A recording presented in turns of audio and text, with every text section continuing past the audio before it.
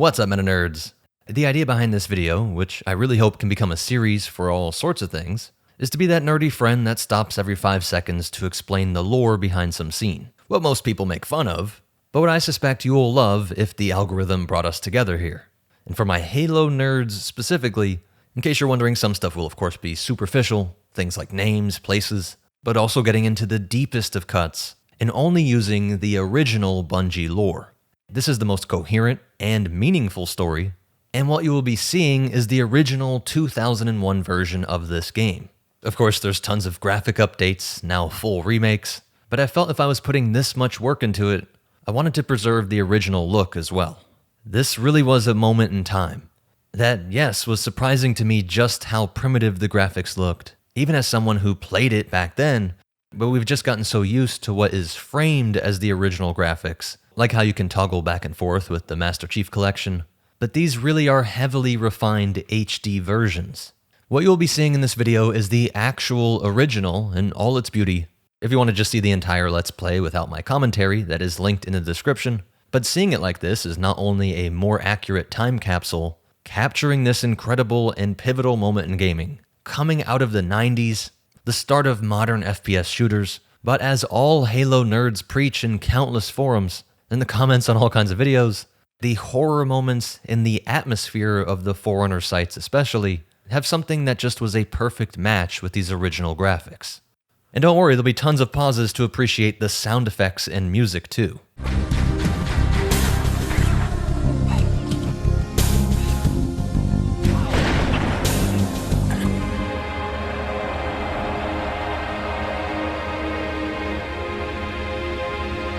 So I hope you just get an intense nostalgia feeling, while also learning all sorts of new things about this 25-year-old masterpiece.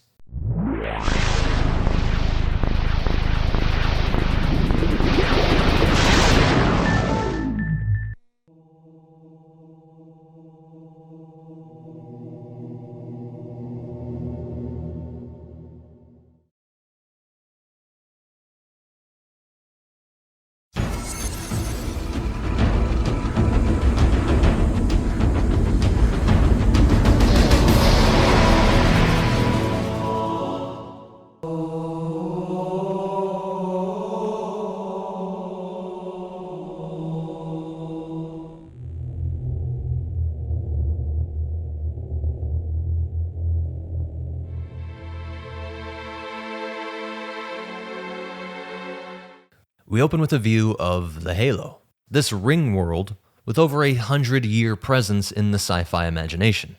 I'm reading Ring World by Larry Niven now, so expect a whole breakdown on that soon. But we can go even further back to the man that first conceived of something like a Halo, and see how this man's mind shapes the entire Halo lore. Konstantin Tsiolkovsky, born in 1857, is considered the father of astronautics, and a worldview called cosmism. A philosophical movement that stresses that it's our human destiny to use science and technology to overcome our biological limits, spread intelligent life throughout the universe, and to play an active role in the cosmic evolution of life and just general perpetuation of consciousness. He has this great quote, "Earth is the cradle of humanity, but one cannot live in the cradle forever."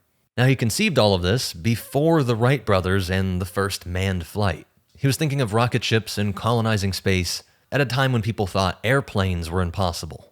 But what he hoped humanity would become is what humanity becomes in the year 2552, the year we are in Halo Combat Evolved. He also believed in alien life, not from any personal contact or anything, but just from an understanding of how vast the universe was, and believing life to have evolved naturally from chemical processes that should be occurring on countless other worlds. And he believed in a type of panpsychism, at least of the type that we're kind of seeing with biologists like Michael Levin, but goes even a bit further. To very broadly summarize it would just be that tiny particles build up to more complex things, and so consciousness works the same way. They're just two expressions of the same fundamental thing. Which brings me to the Flood. I was torn on how and when to do these lore jump-ins, but it is a quarter century after the game came out. If you're watching something like this, you probably know the entire plot. You've at least heard of the Flood and the Forerunners, It's just funny, I love this so much that I do have this tiny fear that I'm spoiling the game for someone. But one of the oddest things about the Flood is that they are a Lovecraftian, horrifying perversion of the optimism of Tsiolkovsky's philosophy. Cosmism, with a panpsychic understanding, is twisted into the cosmic horror that is the Flood. Because the Flood ticks all the boxes of cosmism, overcoming all sorts of biological limits, spreading intelligent life throughout the universe. It plays a very active role, but there's only one thing it does not tick off. It is monstrous because it does all that while losing its humanity. The only thing that is different from the cosmism vision is that it was not human, which is the beauty in the lore here. Horror comes in when we're trying to optimize for some target, while forgetting that the whole point was human thriving. And of course, don't get distracted by the point that this is a universe with all kinds of alien species. It's the same point. The Flood is a grotesque amalgamation that is better at all of those supposed goals that people list out. It reproduces better than any individual, it's far more intelligent than any individual, but apparently we think there is something lost when you lose distinction, when you lose the individual. This loss of distinction at a species level down to a loss of distinction at the individual. Halo's message is that that is bad. And very interestingly, there is no canon explanation for the origins of the Flood. Everything ranges from that they were just a naturally formed evolutionary species, to bioengineered by the Forerunners, and I do think that the latter more fits with a good myth, trying to provide some actionable advice. The Halo Legends series, which fills in all of the lore, is technically a 343 production. Even though it came out in 2010, it was picked up by and finished by 343, not Bungie. But I really do think it still had a lot of the core points. There is a shot in Halo Legends which does all but explicitly say that their world was Earth. They show this Ecumenopolis, or this city-covered planet that has this moon. The Forerunner purged himself from the galaxy, and then the next shot is Earth with our moon. And of course, things like the portal at Voy are under Earth. I think they're playing with the idea that we're seeing Earth here. I'll get into some details on a species difference later, and we're not saying that point is for certain, it's just something to keep in mind. And it's very plausible that the Flood was a Forerunner creation gone wrong. What is that? I am a monument to all your sins. This allows it to be more of a warning, especially when you consider the cosmism, panpsychism believing founding father of this kind of sci-fi. The Gravemind has all sorts of more advanced mental powers because he has more raw physical and therefore mental material to work with.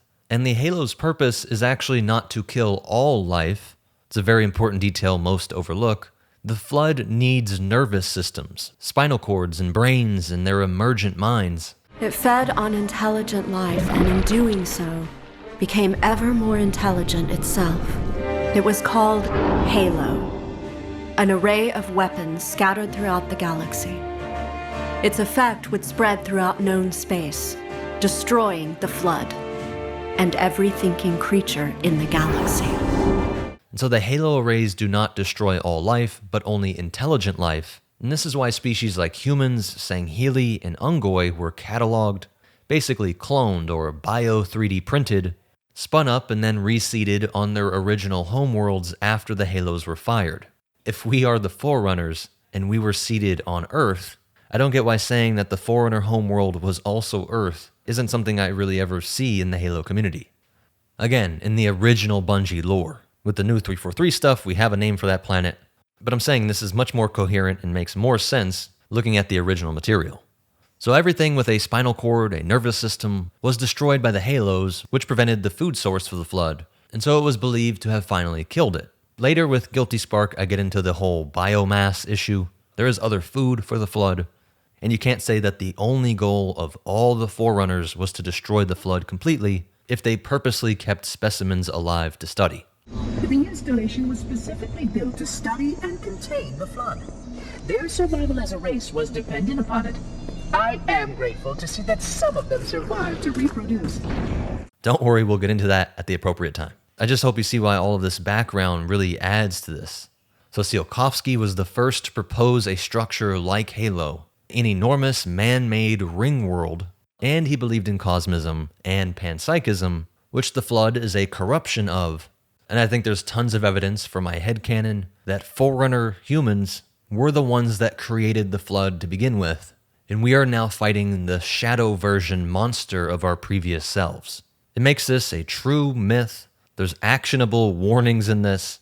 If you tick off every box on what you see as progress, and yet you lose just one thing, that thing being humanity, then you have actually invented something evil. Something that may threaten the very existence of humans for eons. Now that sounds very profound. In my obligatory statement for the deep Halo nerds again, I'm aware of how much the story changed behind the scenes, but that is actually the point. That's true for every creative work, yet the final product is profoundly coherent. In this age where everyone's talking about AI, with this polar pure good or pure bad framework, the Flood is like a biological version of what people worry about. It's bioslop to the digital AI slop. And yet still at my core, I've just read so much sci-fi, I am a tech optimist. I'm not as strictly anti-AI as some of you would think or hope. Cortana is of course crucial in saving humanity. I think this is a more realistic picture. Some AI are good in Halo, some bad. Some biological creatures were good, some bad. It's a more realistic and impactful message. 2 more fun facts and we'll get back to it. I know we haven't even gotten 5 seconds into this thing, but the writers also seem to be drawing from philosophers like Heraclitus. The eons of human evolution, invention, aspiration, and war. Always war. The oldest, most enduring of human practices. The end of one war did not signal an end to all wars. It is a great irony that the nature of war always reveals the true nature of those who fight. And from their earliest days, humanity began to fight. War after war. The point that the universe will constantly be in this flux state, tension and conflict, where of course it sucks to experience, but it is what the universe wants. And apparently what we want at a deeper level, as the opposite is something like the Flood. With the insurrection in Halo lore, it just seems like they're political realists. They just think history's kind of going to play out the same way it always has forever. But that this conflict shaped our minds and built our tech, and was and continues to be necessary for human survival. And like I said, I'm reading Ringworld by Larry Niven. You can see on some of the cover art, it looks just like the Halo ring we get in the game, which itself can be seen as only a sliver of an O'Neill cylinder, a real proposal that should technically work, and these are what inspire the so-called sides in Gundam. Alright, but back to the game. Where we are is in our galaxy. Everything in the Halo lore happens in the Orion arm of our Milky Way. This ship is the Pillar of Autumn. A lot of stuff in Halo seems to be like inspired by how Japanese media, where you get this odd combo of English words. Metal Gear Solid. It's an odd combo of words that just works for some reason. And the Pillar of Autumn is a Halcyon-class light cruiser. Just about every lore point I make has its own whole breakdown video on my channel, but the ship was 1,170 meters long, and it's nearly 3 times the Empire State Building. This was built at shipyards over Mars in the year 2507, which would be 13 years into the insurrection, a civil war across human colonies all over the galaxy, which was just the latest expression of a fundamental of civilization. People tend to centralize. Those centralized powers become strong enough to form distant colonies. Those colonies become increasingly independent and throw off what they see as now detrimental ties to some distant authority. Happened with wooden ships, and now it happened with spaceships. The United Earth Government, and its military branch, the United Nations Space Command, would try to keep the colonies from seceding for 32 years, up until the arrival of the Covenant in April 2526. This alien threat quickly united humanity, but also just made smaller insurrection militias less tenable. Only the massive war machine of the UNSC could stand up to them. Though there were some crucial battles where militia aid did help turn the tide of battle, again, humanity coming together, but in every battle of what would prove to be another 28 years of fighting, just about every time, there were more alien ships, and each one of them was more deadly. In the later game Halo Reach, we see the daring escape from humanity's second most important world after Earth, and Reach finally did fall to the Covenant. And the first voices we hear in the very first Halo game are Jacob Keyes and the AI Cortana doing a status check. Cortana, all I need to know is did we lose them? I think we both know the answer to that.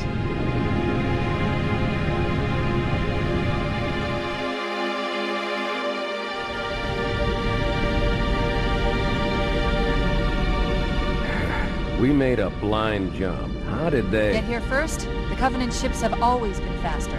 As for tracking us all the way from Reach, at light speed my maneuvering options were limited. We were running dark, yes? Until we decelerated, no one could have missed the hole we tore in subspace. They were waiting for us on the far side of the planet. So, where do we stand? Our fighters are mopping up the last of their recon picket now, nothing serious. But I've isolated approach signatures for multiple CCS-class battle groups. Make it 3 capital ships per group. And in about 90 seconds, they'll be all over us. Well, that's it then. Bring the ship back up to Combat Alert Alpha. Humans had inferior slipspace tech compared to the Coveys, and things quickly get funky when trying to go faster than the speed of light. Space-time relativity issues, and while they popped out of slipspace and into real space, even though Keyes describes that they found that rupture as after they arrived, we see the Covenant are already there. There's all sorts of causal issues when one person's FTL is faster than your faster-than-light travel.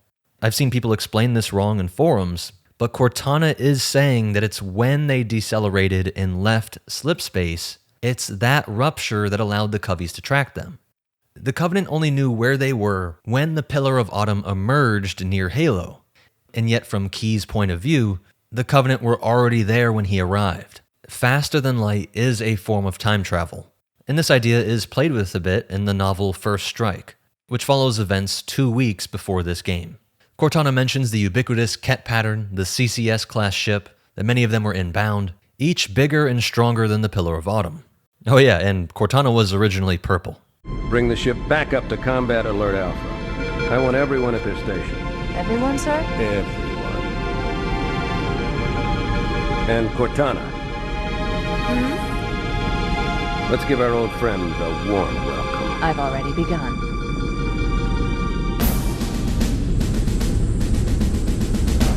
Attention, all combat personnel. Please report to your action station.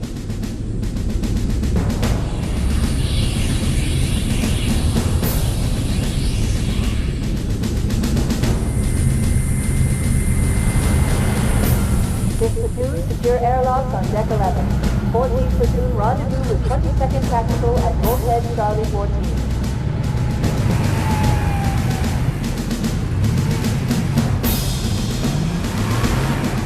You heard the lady. Move like you got a purpose. This is not a drill. I repeat, this is not a drill. Once again, it is our job to finish what the fly force started. We are leaving this ship, platoon, and engaging the Covenant on solid ground. When we meet the enemy, we will rip their skulls from their spines and toss them away, laughing. Am I right, Marines? Sir, yes, sir. Damn right I am. Now move it out. Double time. And we meet Sergeant Johnson, who is in a way 78 years old. He was born in 2474, so it's 78 calendar years since his birth. But he was both part of the early super soldier program and had a lot of augmentation, which had positive health slowing effects. And he spent a lot of time in cryo for long slipspace journeys, so his biological age is closer to 50. All you greenhorns who wanted to see Covenant up close, this is gonna be your lucky day. I love that line. I don't think kids these days realize how little spoilers we had back then. You hear about blind playthroughs. I literally didn't know what to expect when playing this game. I knew less about them than these Marines did. Whoa. Sir? Right. Let's thaw him out. Okay. Bringing low-level systems online. Cracking the case in 30 seconds.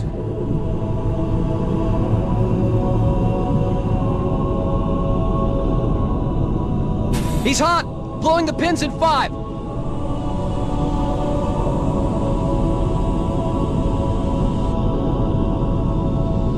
Tube shows green. Cycle complete.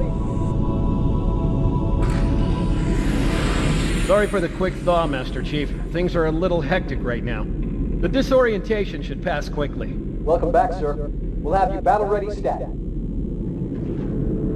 Chief, please look around the room. I need to get a calibration reading for your battlesuit's diagnostics. Good. Thank you, sir. I'm bringing your health monitors online, sir.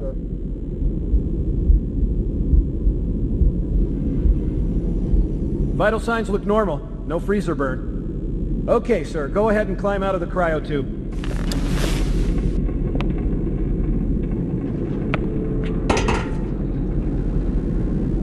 Master Chief John 117 is a Spartan 2. The Spartan project has a very long, complex history, but it starts with the Office of Naval Intelligence, the sort of CIA of Halo. And they were trying to use every piece of tech, from augmentations to genetics, in order to create super soldiers. The Orion project had some success in the 2490s, but Dr. Catherine Halsey was the first to finally push for what they all knew had to be done. To see the full effects of all the tech they had access to, this would need to be introduced to children. Millions of people had died during the insurrection, and so this was seen as a small cost to pay for the greater good. How many hundreds of thousands of children would die if this galaxy-spanning conflict continued? So 75 children, all around 6 years old, were kidnapped and replaced with a Flash clone. These were genetically engineered to purposely die shortly after, due to what would just be seen by their family as a tragic, mysterious illness. But of course, these clones had a sort of mind themselves, and so really it's 150 conscious children that were the playthings of this program. But of those 75 selected, they were trained to the age of 14, where they would undergo the invasive biological augmentation surgeries, a process that killed 30 and paralyzed 12, leaving just 33 to continue in the Spartan 2 program. The armor is the Mjolnir Mark V, also developed by Dr. Halsey, which was a breakthrough that had a self-recharging energy shield system reverse-engineered from Kigyar point defense gauntlets. The weight was around 400 kilograms, or 880 pounds, and Chief's total weight is said to be around 1,000 pounds, which would make him way more lean than you would think, with John being 6 foot 10 inches, and when he's wearing the suit, he comes up to 7 feet 2 inches. And yes, he is a cyborg. There's of course the bone grafts and the other less high-tech stuff, but his brain and whole nervous system was integrated with electrical systems that powered and moved the suit, and could integrate with an AI. Cortana was also made by Dr. Halsey, and it is this neural lattice interface, a neural link, and it's very reasonable to think that something like this will be realized in the near future, let alone 500 years into the future, and with the background of this coming out of decades of war, with this CIA-esque dark money thrown at it. The Spartan 2 project all came together to finally provide the UNSC with its super soldier. And the name of this level, being Réveillé or Réveillé, is French for revive. And this moment is very Bungie. If you saw my video telling the story of Bungie's 90s era hit trilogy Marathon, which heavily influenced Halo, everything from the details in the level names to the reanimated cyborg in a moment of crisis, to later stuff we'll see with the Covenant, it's all just so cool that the Bungie DNA is so unique. Sorry for the quick thaw, Master Chief. Things are a little hectic right now. The disorientation should pass quickly. Welcome back, sir. We'll have you battle-ready stat. Vital signs look normal. No freezer burn. Okay, sir. Go ahead and climb out of the cryo tube.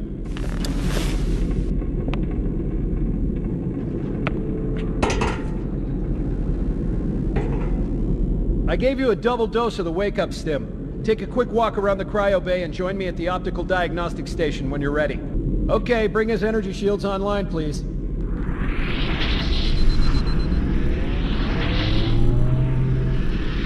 All right. Shields read as fully charged. Okay, sir. Bring them down to test the automatic recharge.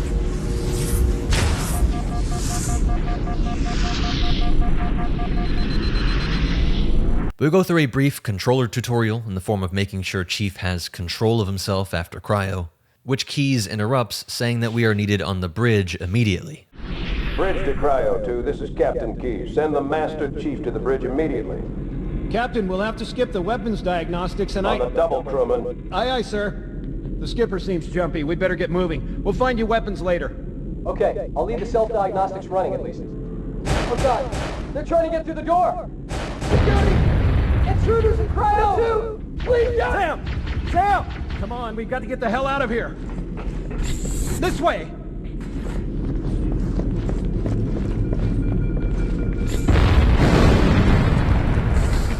And our first epic music sequence begins.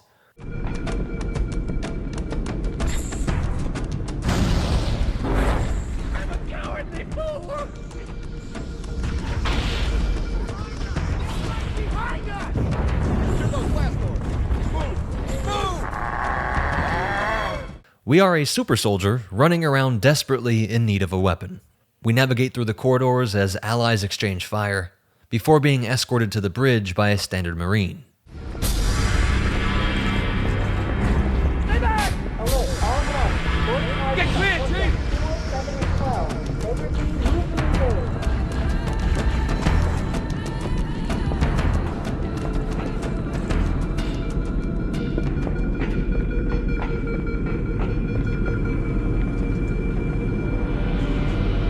Captain Keyes. Good to see you, Master Chief. Things aren't going well. Cortana did her best, but we never really had a chance. A dozen Covenant superior battleships against a single Halcyon-class cruiser. With those odds, I'm content with 3, make that 4 kills. Sleep well? No thanks to your driving, yes. So you did miss me. Report! It must have been one of their boarding parties. I'd guess an antimatter charge. Ma'am! Fire control for the main cannon is offline! Captain, the cannon was my last offensive option. All right, then. I'm initiating Cole Protocol Article 2. This was a protocol positioned by Admiral Preston Cole that became quickly and completely adopted by all human ships, from civilian vessels to the most isolationist, insurrectionist, and of course all the UNSC. All would carry out these series of actions to ensure the Covenant could not find the location of Earth, including erasing all ship navigation data, destroying ships if necessary, and when fleeing, to make sure that jumps were randomized several times before ever coming near core worlds. The protocol was so effective that it took nearly 30 years for the Covenant to finally find Earth, and they did this via a Forerunner Luminary, a device that shows other Forerunner tech. So it wasn't that they really found the homeworld per se, it's just that they found the portal at Voy, Forerunner tech that was on Earth. So this Cole Protocol was actually perfectly adhered to over the entire course of the Human Covenant War. We're abandoning the Autumn. That means you too, Cortana. While you do what? Go down with the ship? In a manner of speaking. The object we found, I'm going to try and land the Autumn on it. With all due respect, sir, this war has enough dead heroes. I appreciate your concern, Cortana, but it's not up to me. Protocol is clear. Destruction or capture of a shipboard AI is absolutely unacceptable, and that means you're leaving ship. Lock in a selection of emergency landing zones, upload them to my neural lace, and then sort yourself for a heart transfer. Aye, aye, sir. Which is where you come in, Chief. Get Cortana off this ship. Keep her safe from the enemy. If they capture her, they'll learn everything. Force deployment, weapons research. Earth. I understand. The Autumn will continue evasive maneuvers until you initiate a landing sequence. Not that you'll listen, but I'd suggest letting my subroutines handle the final approach. Excellent work, Cortana. Thank you. Are you ready?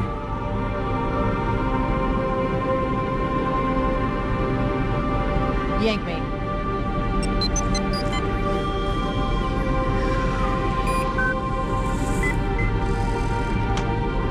Good luck, Master Chief.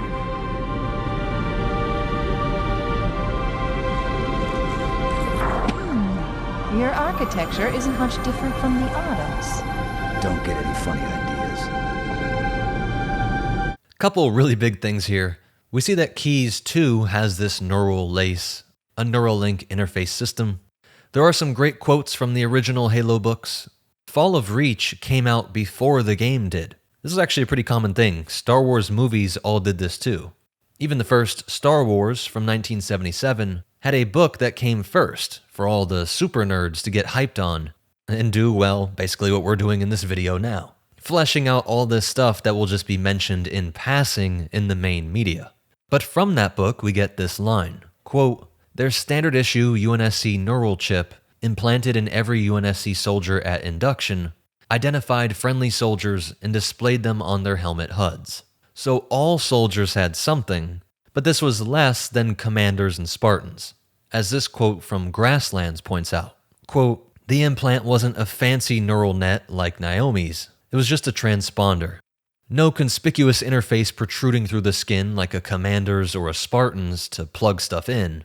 Mal had the monkey version that located and identified you to friendly forces. It still functioned after you were dead." And from the Fall of Reach book, we learn that Chief has only met Cortana weeks before. He met her on August 29th, 2552, goes into cryosleep the next day, and this scene in-game is on September 19th, 2552.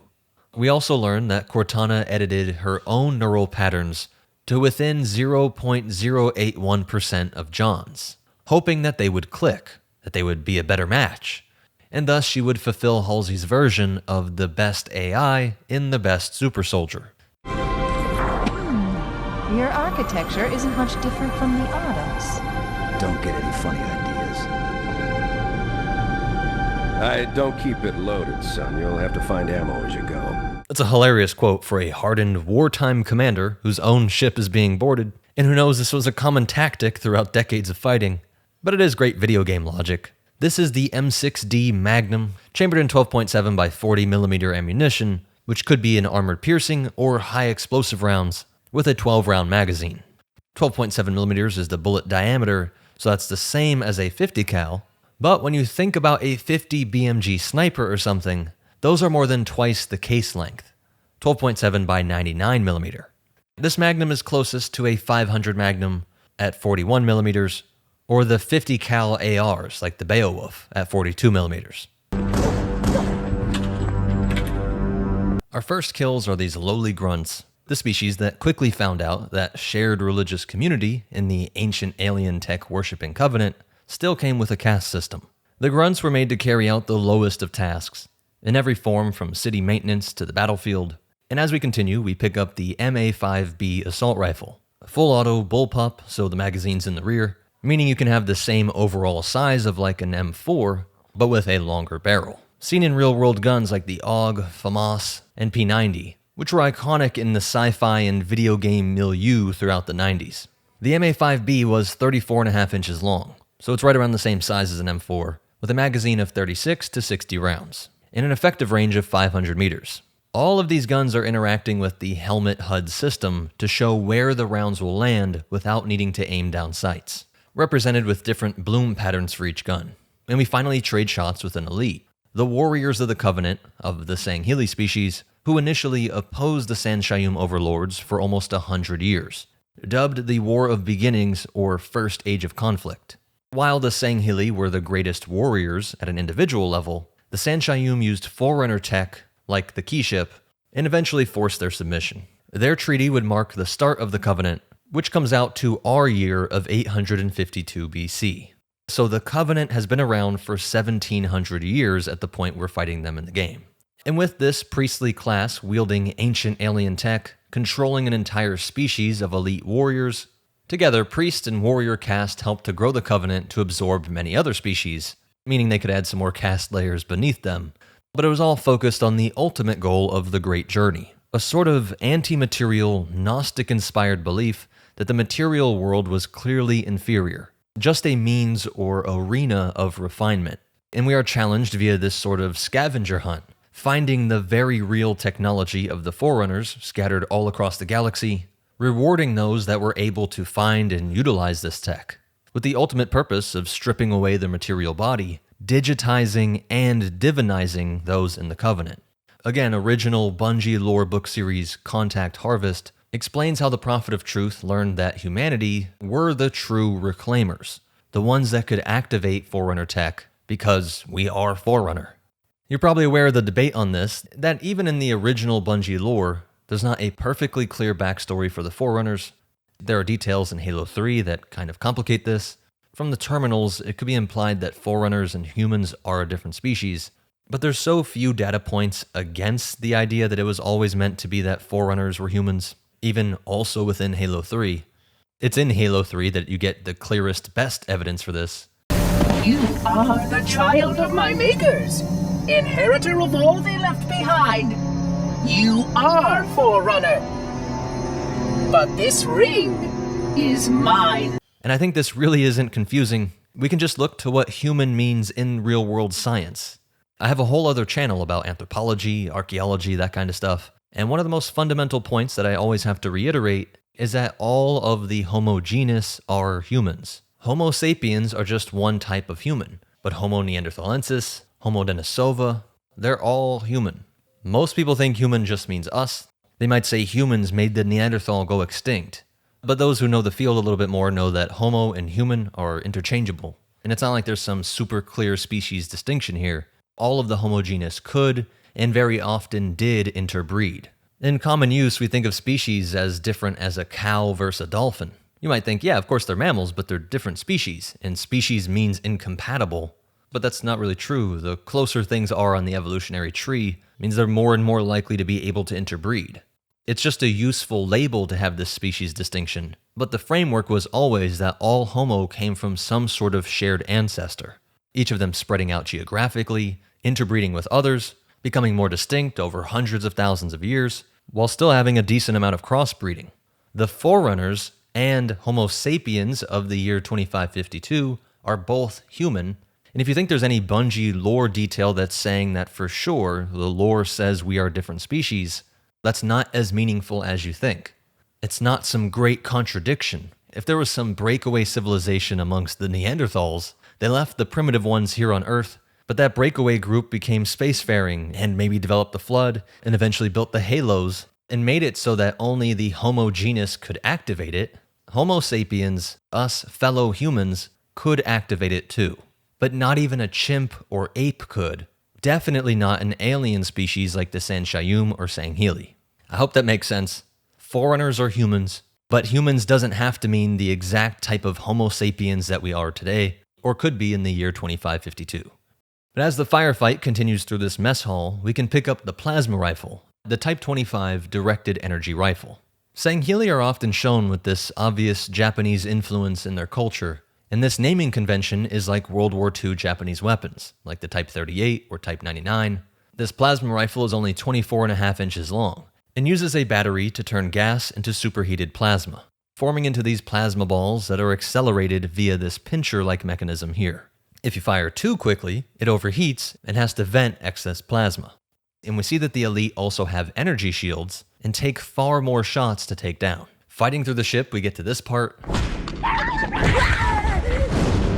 What the hell? Did something just hit us?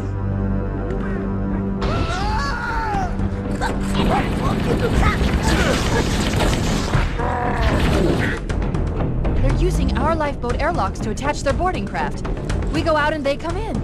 Clever bastards. And we continue through the corridors with a mix of grunts and elites, crew and marines, very evocative of Bungie's marathon games with the Bobs. More Covey tech like these portable energy barriers, and we hear keys over the comms. This is the captain. Prepare to abandon ship. Combat teams, repel boarders until ops personnel are away. Immediately. The life pods are launching. We should hurry.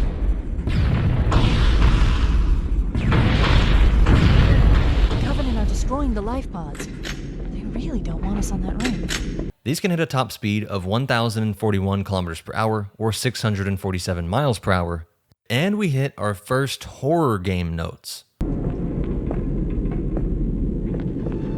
I'm detecting Covenant movement outside the access ways. Activating motion tracker. Let's find a safe exit.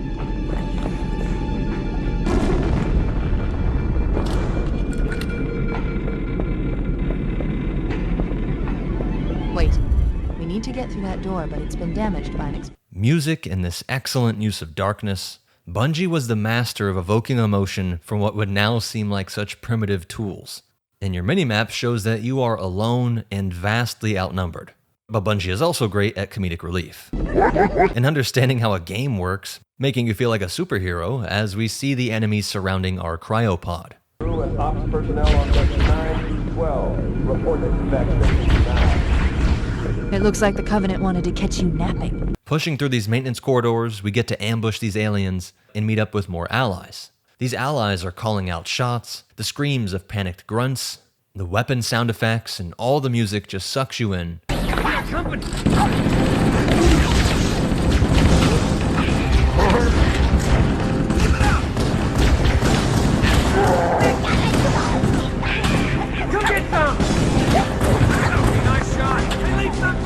And we finally make it to a pod. Last light, quickly, get aboard before it launches. The damage to the superstructure is extensive. Now would be a very good time to leave. The Autumn can take. Punch it. Aye, sir. We're disengaged, going for minimum safe distance. We're gonna make it, aren't we, sir? I don't want to die out here. Look!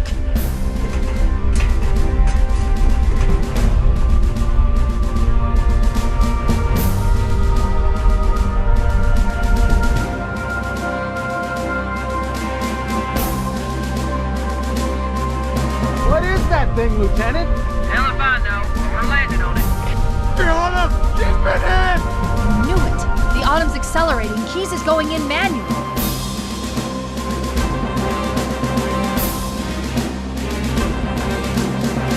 Heads up, everyone, this is it. We're entering the ring's atmosphere in 5. Sure you wouldn't rather take a seat? We'll be fine. If I still had fingers, they'd be crossed. And to make sure this isn't lost to time, I forgot how great these loading screens were, with this drawn-out chant version.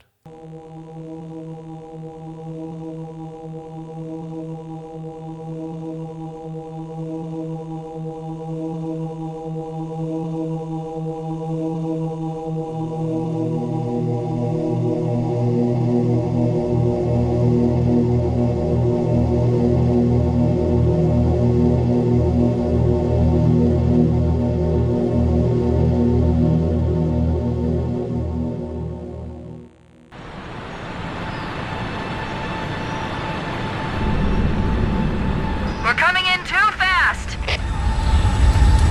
Damn, air brake failure. They flew too early. I'm losing her. Brace for impact.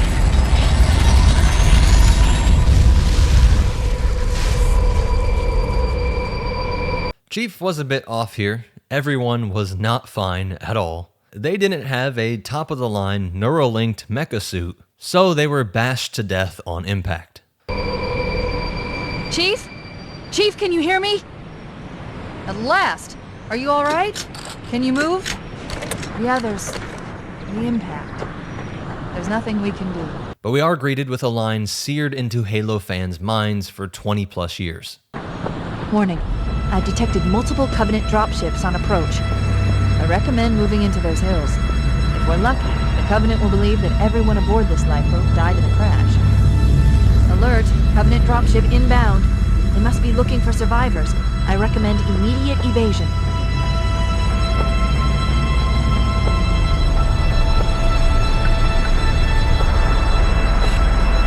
This is a DX-class Spirit dropship, 33 meters or 108 feet long, 60 feet wide, and can hit 680 miles per hour, carry 30 troops and 2 vehicles, and clears an LZ with its light plasma mortar and heavy plasma autocannon. As a first-person shooter with this seamless transition into stealth, horror, and wonder, as you just pause and take in this thing that is the Halo.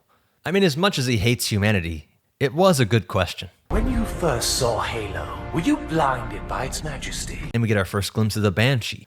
Their animal-like, flowing, sleek profile, part jet, but slowly surveilling the area like a helicopter.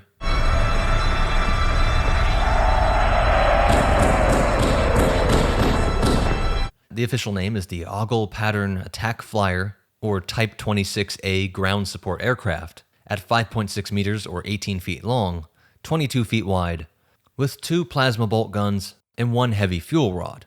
Controlled by laying nearly flat, like a sort of Japanese motorcycle, and this whole scene just feels so alien, yet we get the juxtaposition of pine trees, birds singing, and a calming waterfall.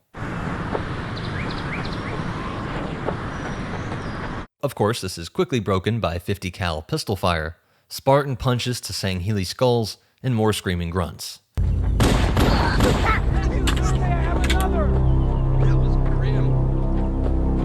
Cal, good to see you, sir. I thought we were the only ones who made it off the Pillar of Autumn. It's a mess, sir. We're scattered all over this valley. We called for evac, but until you showed up, I thought we were cooked. Sorry, Gen Z. Johnson was worried about being cooked 25 years ago, and we take this strange, brutalist, high-tech structure and fire on a new energy shield-wielding foe, the Kigyar, aka the Jackals. They're about 6 feet to even up to 6 feet 8 inches tall, but often seem much shorter because they hunch over, and Master Chief is around 7 foot. I should have mentioned this, but even the Ungoi, who are only 5 foot tall, but they're 250 pounds of wiry muscle. Terrifying for your average human. You weren't slapping those around unless you were in a Spartan suit. And the Sangheili average around 8 feet and weigh 350 pounds. We can press to ambush the next dropship as its side troop compartment opens, while dodging the Spirit's own cover fire, and pick up the iconic Needler. The Type 33 guided munitions launcher, these spikes are Sudanese crystals, coming from a moon of the Sangheili homeworld, and having them stick out allows the operator to see their ammunition and use it as a great melee weapon. These are a nightmare combo of the worst human type of weapons. Like heat-seeking rockets, each one can track, and they are designed to be incredibly destructive to organic tissue, and just bounce right off of hard surfaces, like the metal of the interior of ships. These are great for preventing any pirates during a boarding party, or on offense when you're trying to take somebody's ship. You just send a bunch of these down a corridor and they bounce around, not damaging the ship itself, but when these get into flesh, a chemical reaction causes these crystals to explode. Like an alien hollow point, these tiny shards spread out and cut through all sorts of nerves and blood vessels. And what's more is that if many of them quickly enter a target, we have this super combine effect, where the chemical reaction is more than the sum of its parts, resulting in this enormous and gruesome explosion. And it just makes this cool sound when you swing it around. This thing that we will come to know as a Forerunner structure has been sending off these massive blue plasma bolts, but that's actually data. These are data towers sending data to stations all across Halo, shooting it directly across the circle instead of along something like wires around the length of the circle. Like the data would be going too slow to just physically send it across. But I saw someone in a forum make a comparison to the famous 2019 black hole image. This raw data from the Event Horizon telescope took up more than 5 petabytes. It would be incredibly slow to email these files. So they were physically transferred. Hard drives flown to processing centers in Massachusetts and Germany. So the blue plasma beam is somehow acting like a physical storage medium. Oh, and this planet is a gas giant named Threshold, and the Halo's actual name is Installation 04. Sat in a Lagrange point between this world and its moon. Lagrange points are these areas in space where the gravitational pull between two bodies sort of cancels out so that anything you put there should stay there. And that's also a concept with the sides that we see in Gundam.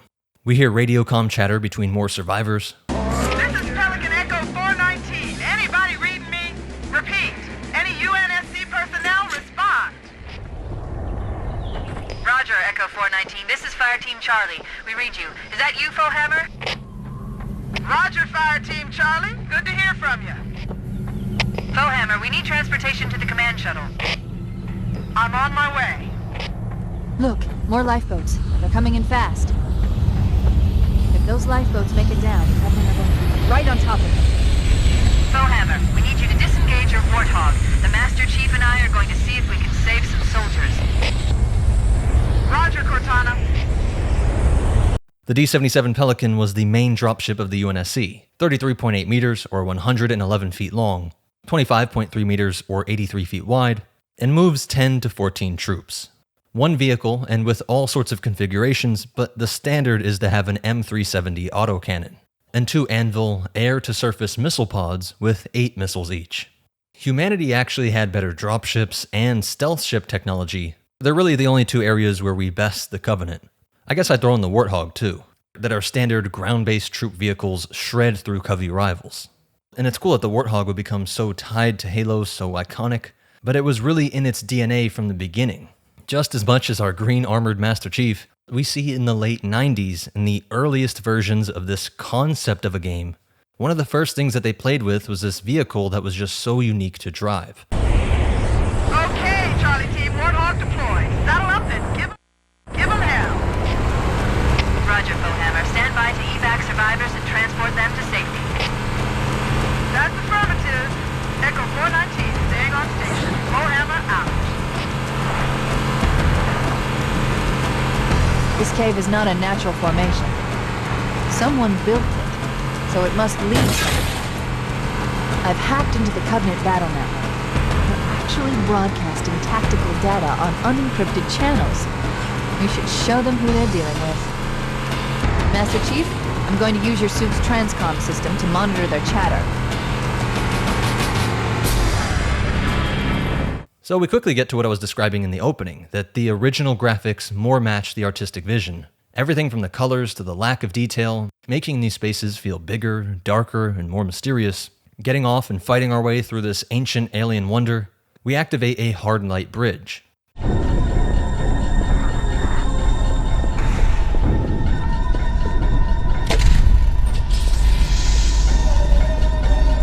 Matter is just condensed energy, light made solid. That's literally what we see with this hard light tech. There's new traffic on the Covenant battle network. A lot more crew made it off the Autumn than I had predicted. The captain really gave them hell. If we can find Captain Keyes and the other survivors, we have a chance to coordinate an effective resistance. Making it back topside, we get another great score, and it so simply but efficiently establishes this incredible sci-fi feeling that just under the surface of this lush, Earth-like landscape is an enormous alien construct. And you just know that there's going to be a whole mystery connected to the builders of this mega project.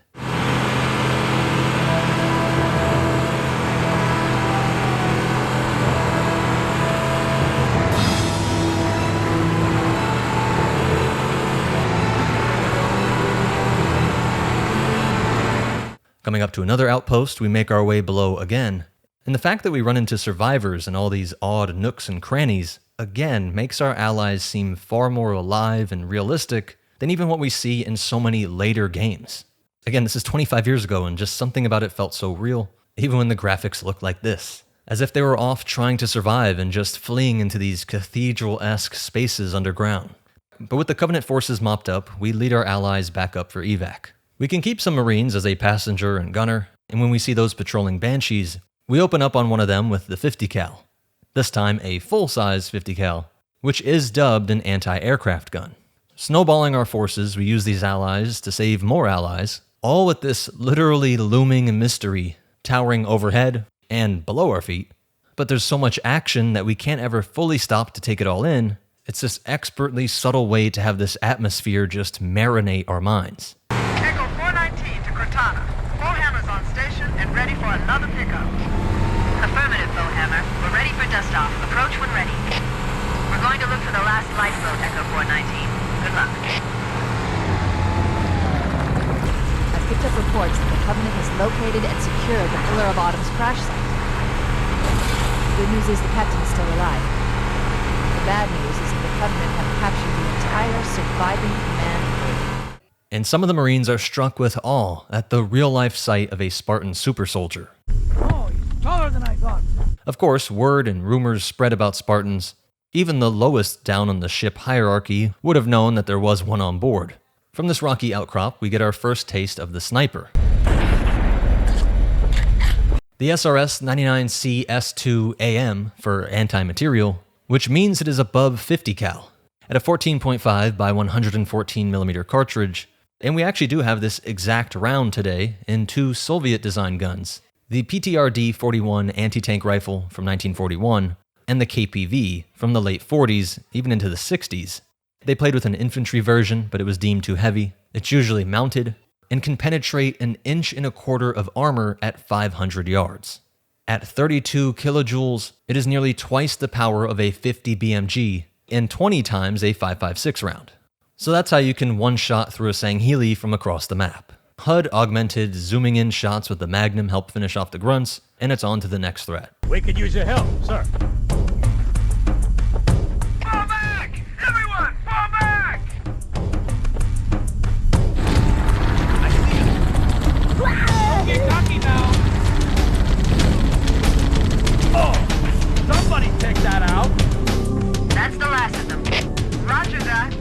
our way. New traffic on the Covenant BattleNet. I found Captain Keyes. He's being held on a Covenant cruiser, the Truth and Reconciliation, a ship I disabled before we abandoned the Autumn. The Truth and Reconciliation touched down on a desert plateau roughly 300 kilometers upspin. There's our ride. Get aboard and let's get out of here. Welcome aboard, Master Chief. Ready for dust off. We should move out, Lieutenant, and then we'll need your help on a rescue mission.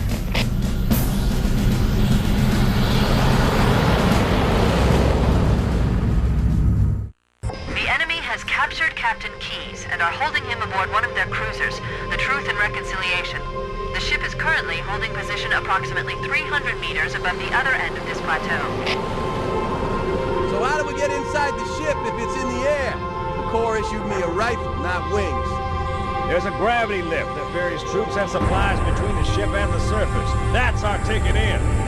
Once we get inside the ship, I should be able to lock on to the tracking signal from Captain Keyes' neural implants.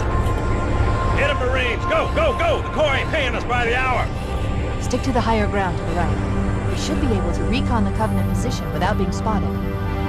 I've detected Covenant stationary guns near the next pass. I recommend using your sniper rifle to take out the gunners while I call for Marine support. Get ready to move in to support us, Sergeant. The Master Chief is going to covertly take out as many of the Covenant as he can.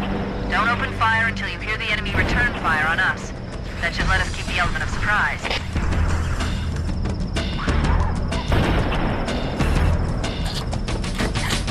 Let 'em have it! Whoa! Alert! A Covenant is making a run for that stationary gun. Take him out! Got him! Nice shot! Way to go! Oh, man! You some for me, huh?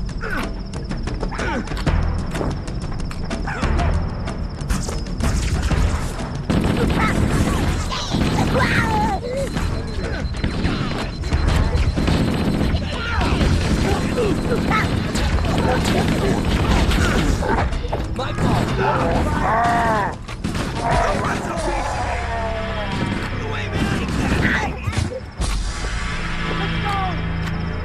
Using our fancy night vision feature in the sniper scope, we can neutralize the perimeter, but eventually muzzle flashes and plasma bolts will light up the darkness. And as sectors of the canyon clear, there's this combo of stealth and all-out chaos under this looming gas giant, set to unique, perfect music.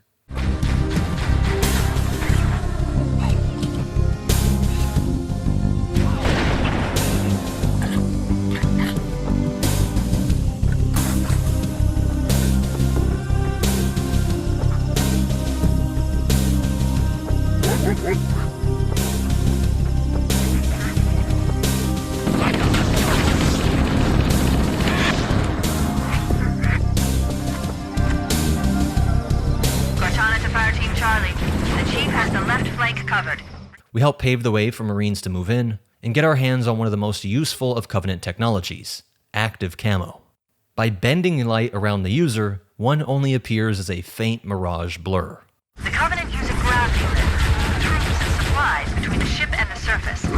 We need to ambush them at the grav lift's loading zone and use the lift to enter the ship. These gravity lifts are pretty simple but awesome tech. This circle platform part with the teeth-looking things just detach and are floated down. And this acts like an anchor, keeping the lift and the ship in the same spot. Anchor-ramp combo. And now we meet the Hunters. These warriors are around 12 feet tall, 10,000 pounds, and are actually a collection of worms all working together. A Lekgolo is one of these single worms, forming what is called a gestalt of Lekgolo. They become the Megalekgogo, or the Latin species designation that humanity gives them is Ophis congregatio, meaning snake congregation, a serpent union. And they have some of the most fascinating and insane lore. Their homeworld of T is near the Sangheli homeworld of Urs. Apparently it's a small galaxy after all, but the luminaries led the Covenant here in relatively recent times. And supposedly, a massive Forerunner relic was here. And well, these worms eat metal, and the asteroid-like ring that surrounds this world was chewed up into bits, breaking off pieces of this massive Forerunner structure. As worms became isolated on parts as they broke off and stayed in orbit, They ate more and broke off more, creating this debris field that became a ring. Not a ring in the Halo sense, but in like asteroid rings or the rings of Saturn. The hunter's arms end in a shield on one and an assault cannon on the other. This is a form of fuel rod weapon, like the standalone fuel rod used by infantry, and that cannon on the Banshee. This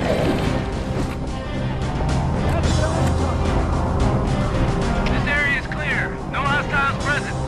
Marines! Secure the ground lift and prepare for boarding! Yes, sir! Once we're inside the ship, I can home in on the captain's command neural interface. He'll probably be in or near the ship's brig, which should narrow our search.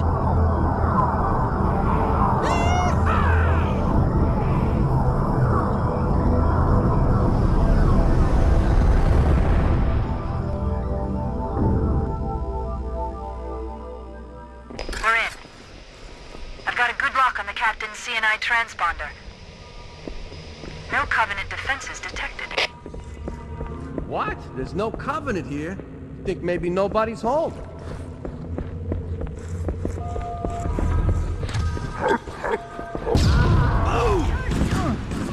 Contact! Lots of contact! As soon as we are in, we see how this staging area works. Vehicles would simply move into position to descend. And everywhere we look, we see Sangheili writing, both painted on the walls and in holographic displays. The deep purples of everything contrast incredibly with the gray cathedral interiors of the Forerunner. And just from a writing and video game excellence point, from Johnson's rallying speech when our ship was boarded, now we are raiding their ship. We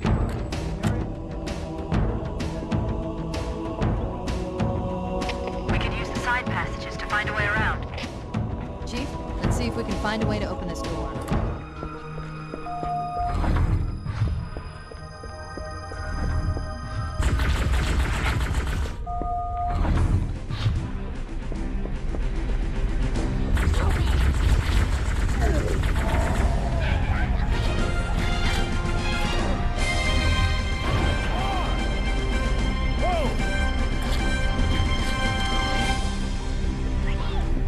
And we hear Cortana mumbling, ranting to herself about... Wait a moment. I'm going to access the Covenant BattleNet and locate an override code to open a door. Working on it. I'd like to see you crack a logic. And hunters show what kind of power there is in literally 10,000 pounds of wiry muscle. How about some of this? Cortana to Foehammer. We need additional support troops. We're going to open the shuttle bay door again, move in and drop off reserve troops on my signal. I copy, Cortana. Echo 419 standing by for your signal. Cortana to Echo 419. The shuttle bay door is open. You can start your approach. Roger. Echo 419 inbound.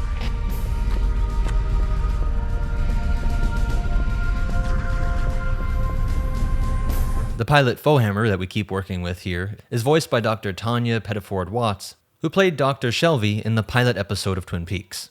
As the Pelican makes its way in, we clear out some more coveys, and as you go through all these purple alien corridors, I have to mention again, the Marathon Bungie DNA is so cool once you see it. Once you appreciate the early work, you just see this through line all the way up to Destiny. We make it to the barracks and free keys.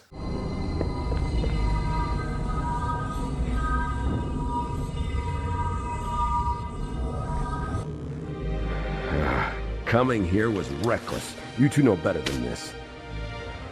Thanks.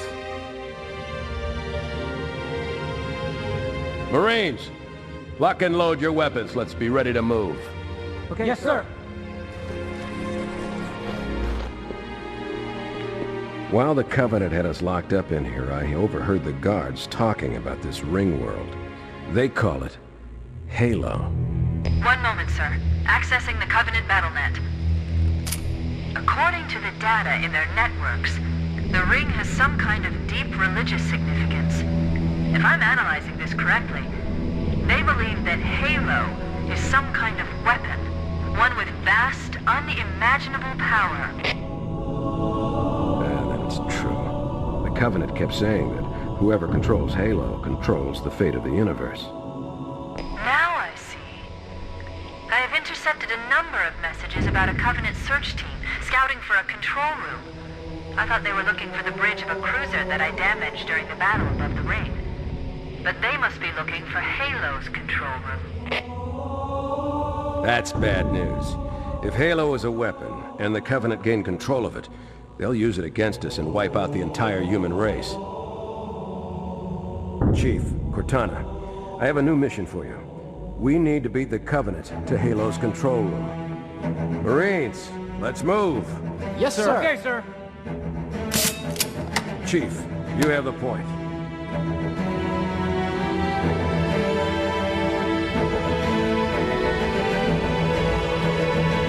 We should head back to the shuttle bay and call for evac.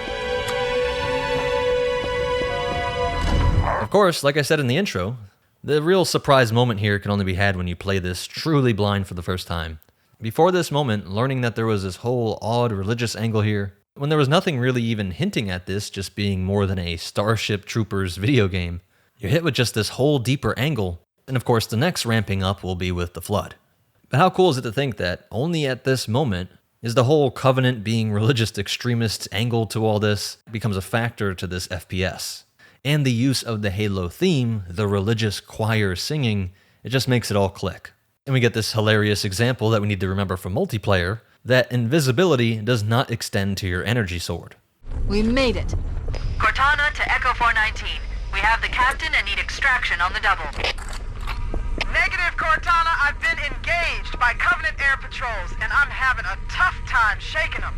You'll be better off finding your own ride. Sorry. Acknowledged, Foehammer. Cortana out. Air support is cut off, Captain. We need to hold here until she can move in.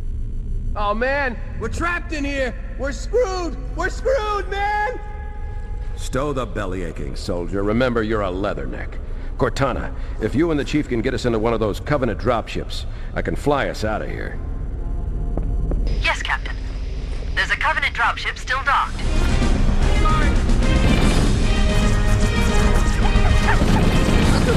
How you doing, amigo?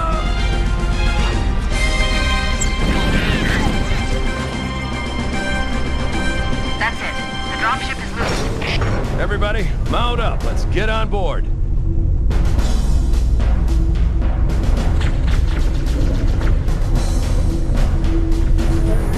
Give me a minute to interface with the ship's controls. No need. I'll take this bird out myself. Captain! Hunters! Hang on.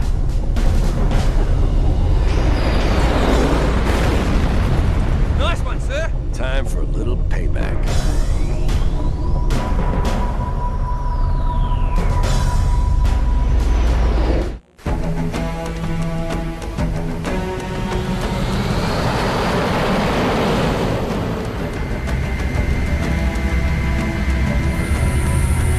The Covenant believe that what they call the silent cartographer is somewhere under this island. The cartographer is a map room that will lead us to Halo's control center. The island has multiple structures and installations. One of them contains the map room. We're approaching the LZ. It's gonna be hot. Get set to come out swinging. Touchdown! Hit it, Marines! Go, go, go! I have nothing really to add here except that it is cool that one of the most nostalgia-inducing levels is very similar to a lot of the earliest test footage we ever saw of Halo. And we have this new detail in the back of our minds, with all this incredible action happening, making sure that it's a fun shooter first and foremost, but it adds and enhances with this deeper story while not forcing you to engage with it. You're fighting near these strange structures which apparently are not human nor Covenant, but some third mysterious force, as glimpses of other parts of Halo split the skyline. Area secure. Affirmative. Echo 419 inbound. Somebody order a warthog. You know our motto. We deliver.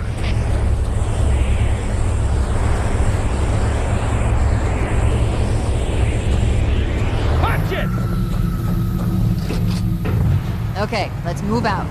Let's go find the map room that will show us the location of Halo's control center. There it is! In the cliff wall. I'll bet the silent cartographer is somewhere inside that facility. Fire Firing! Hey! Good one!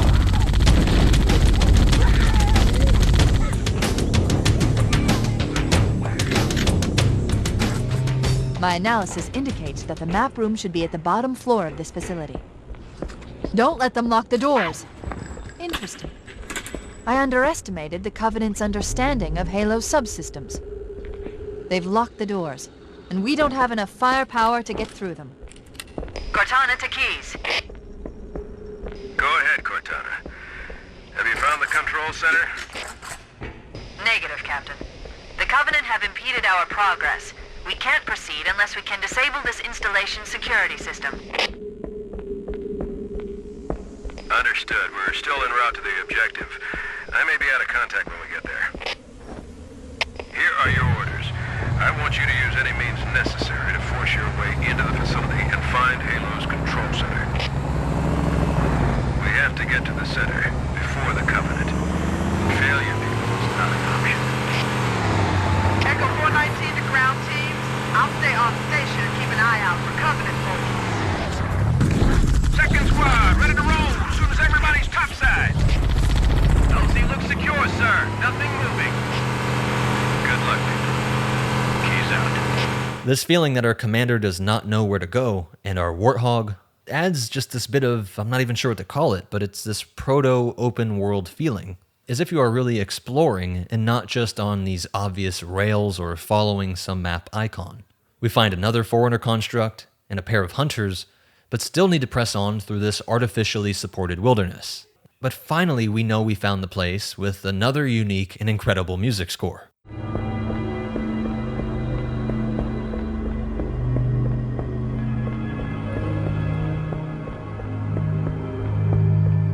Use the holo panel to shut down the security system.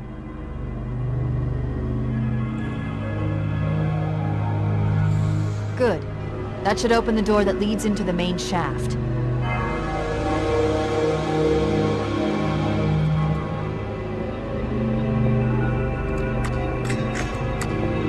Mayday! Mayday! Dropship Bravo 22 taking enemy fire! Repeat, we are under heavy fire and are losing altitude! Understood. We're on our way. Bravo 22 was bringing us some heavy weapons. After I saw we were up against hunters, I thought you could use them. Let's move down the beach. Keep an eye out for any cargo we can salvage. With our rocket launchers salvaged, we make our way further down to the beach and take out the hunters with those rockets, or save them for this sci-fi dungeon crawl that we're about to embark on. We fight through wave after wave as we go deeper and deeper into the structure.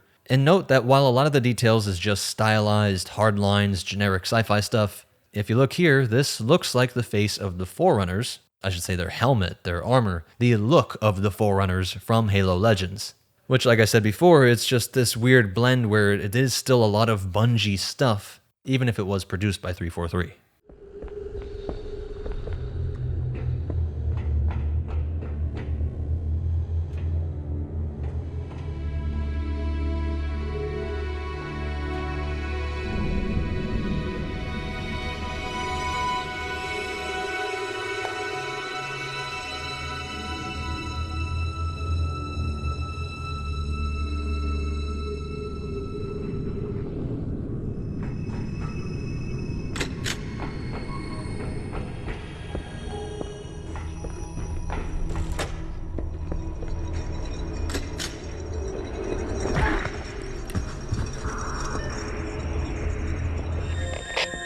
We'll be in a tight spot if we don't get out of here before additional reinforcements arrive.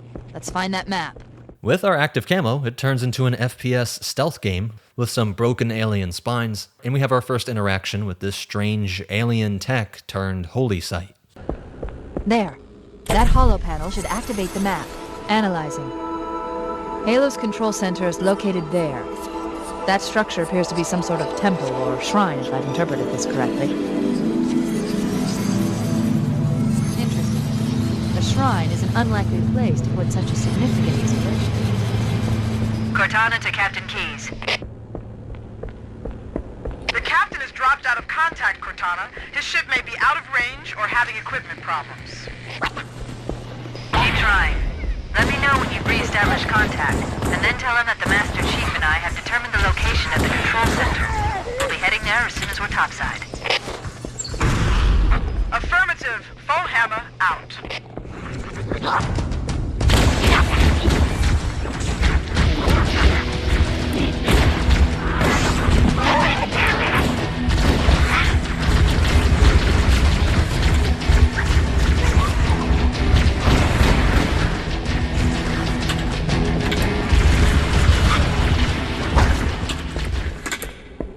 Cortana to Echo 419. The Chief and I are topside, requesting pickup.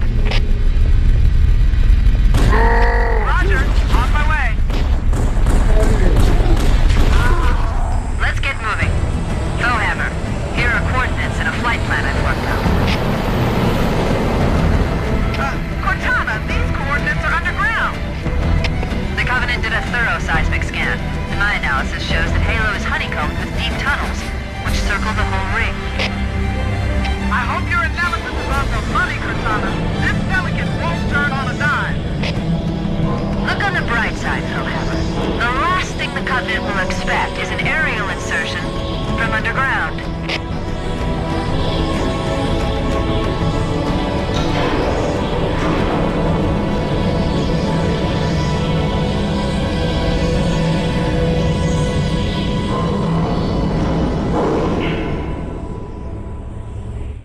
Iconic line, of course, and I'm only bringing this up because it is a interesting lore detail, but it is just pretty funny on all sorts of levels. And I wrote this section before anybody knew about the new ODST in the remake, so that makes this even funnier at the time of me recording this. But Starship Troopers the movie came out in 1997, so 4 years before this game was released. But the Robert Heinlein novel was written in 1959, and in both, pilots are almost always women. I think it is always, I'm just saying almost to be safe here. But funny enough, there's all sorts of issues people have with Heinlein, which of course he means he must lean one direction instead of the other. As the greatest Jedi general once said, I'm not brave enough for politics. That's not my point here. As people try to put this author in a rigid category, just so that they don't have to think deeply about this very strange person. He's unique and interesting, and he's probably wrong on a bunch of stuff, and you're going to disagree with him on a bunch of stuff.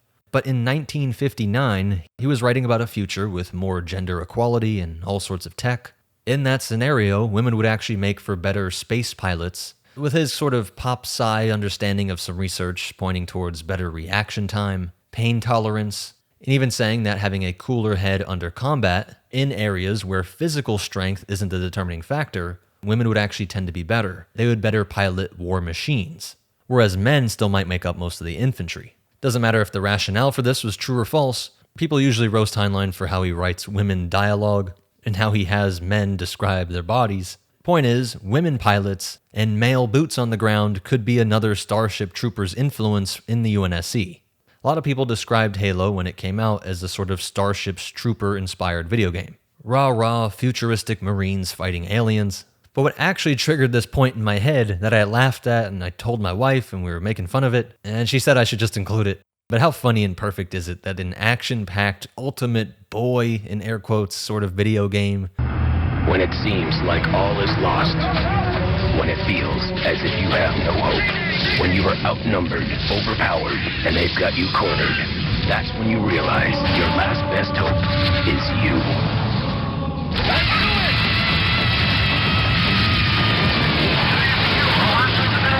Halo, Combat Evolved, rated M for mature. Just cool vehicles and guns and shooting up aliens, dismissed by the people who like to checklist stuff out, the kind of people that sadly might have influenced the remake. How funny that Halo back in 2001 passed the Bechdel test, which sees if a piece of media has scenes where two women are talking about something other than a man. The superficial checklist corporate types would definitely look down on the chaotic kind of boys club that was early Bungie. And yet they don't just skate by the Bechdel test, they have crucial characters. Of course, Dr. Halsey is the genius behind Chief, the armor, Spartans, and Cortana, while also not being some perfect, flawless woman either. That isn't some weird 343 thing from Halo 4 to paint her as having this dark side, an evil genius. That's what makes her interesting. She and Cortana could both be seen as the only adults in the room. Ironically, the ones with the cojones to do what was needed. And Fohammer is a black female voice actress that is with us throughout the entire game, strategizing and planning with Cortana, and of course later we get Miranda keys. I spent too long on this point already, it's just something funny that I wanted to bring up. But with that, we take a comedic grunt break.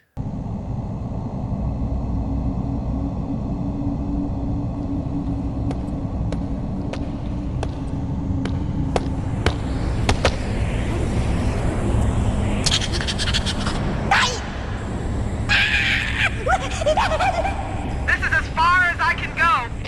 Roger that. We'll be able to find our way to the control center from here.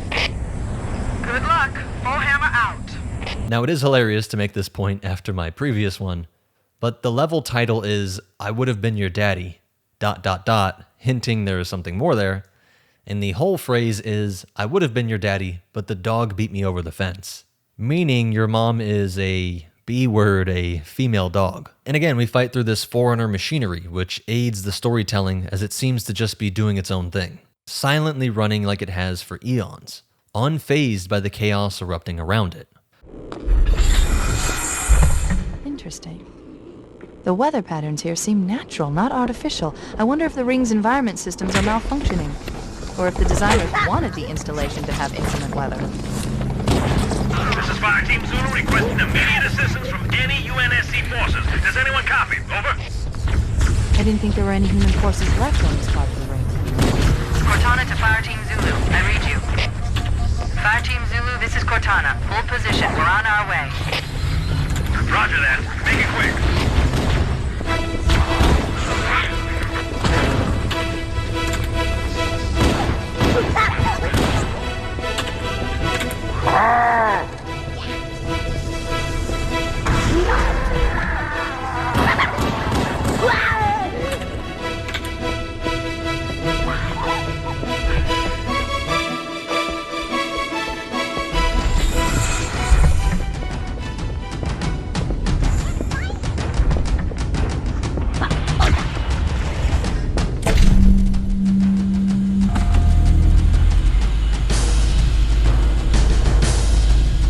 Catch some grunts sleeping on guard duty, and make your way into the snow and tango with the Ghost, the Caro Ebta pattern Type 32 rapid attack vehicle, measuring 4.2 meters or 14 feet long, weighing 1,233 pounds, and hitting a top speed of 82 miles per hour, though slow to maneuver with its boosted gravity propulsion drive. Firing 2 Class 2 directed energy cannons, and we descend into one of the most grand chambers yet. The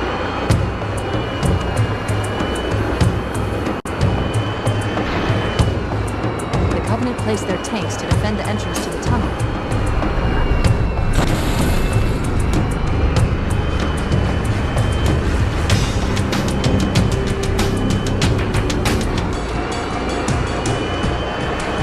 Covered in those Forerunner symbols, and really getting into the sheer scale of these builders who were lost to time. It's kind of funny, I don't know why this room triggered this thought, but like with the super advanced Covenant, we see the same "it was aliens" reaction.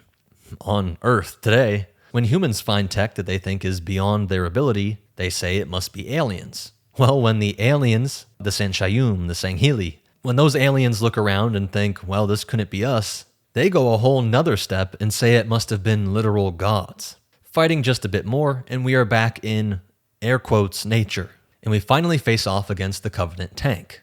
We saw the Wraith in the staging area of the CCS class, but now it's on the battlefield. The Zerto pattern mortar tank, or the Type 26 assault gun carriage, at 8.8 meters or 30 feet long, it had a max speed of 51 miles per hour, and the same grav tech as the Ghost, armed with one Type 26 35cm directed energy mortar, one Type 26 directed energy weapon emplacement, and with a crew of 2, a driver and a gunner. But this was not pilotable. Only in Halo 2 could we jump in these as the Chief.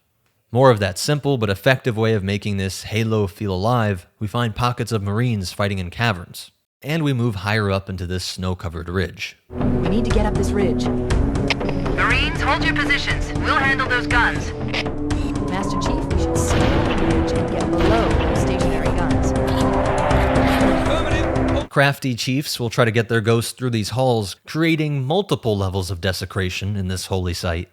With alien blood puddling in those Forerunner glyph etchings, we make it to an elevator.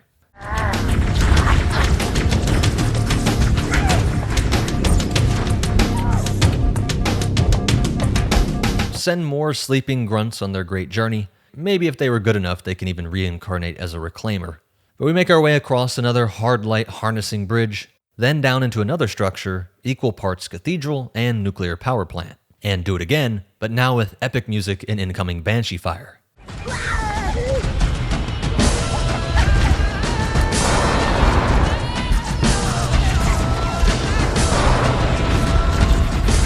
Followed by more architectural awesomeness with perfect ambiance.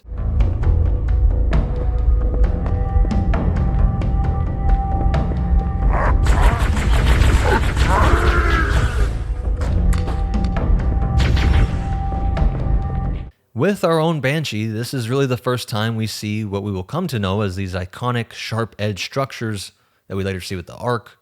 Whatever you want to call this shape, becomes iconic of the Forerunner. And this spot is about as heavily defended as you would expect.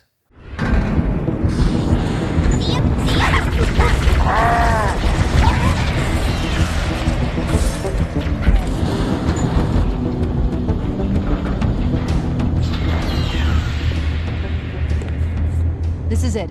Halo's control center.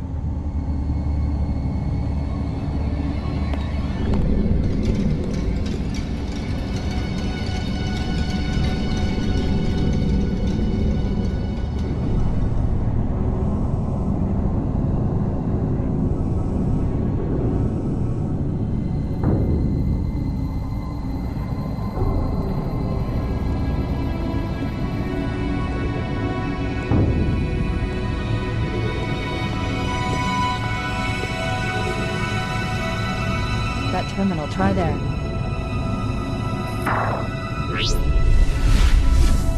You all right? Never been better. You can't imagine the wealth of information. The knowledge, so much, so fast. It's glorious. I want to pause here to remind everyone that in the book that Bungie paired to come out before the game, making sure you understand a little bit more about Cortana, they make sure we know that the most ambitious and intelligent AI of all time reformed herself to be a match for the greatest warrior of all time, to sort of have this ultimate body to operate in the world with. There was always this play with the threat of Cortana becoming too ambitious, too power-hungry, too consumed with a want for more knowledge. So, what sort of weapon is it? What are you talking about? Let's stay focused. Halo, how do we use it against the Covenant? This ring isn't a cudgel, you barbarian. It's something else. Something much more important. The Covenant were right. This ring, it's Forerunner. Give me a second to access. Yes, the Forerunner built this place, what they called a fortress world, in order to... Wait. No, that can't be. Oh, those Covenant fools. They must have known. There must have been signs. Slow down. You're losing me. The Covenant found something, buried in this ring, something horrible, and now they're afraid. Something buried? Where? The captain. We've got to stop the captain. Keys? What the are we... weapons cache he's looking for. It's not really... We can't let him get inside. I don't understand. There's no time. Get out of here, find keys, stop him. Before it's too late!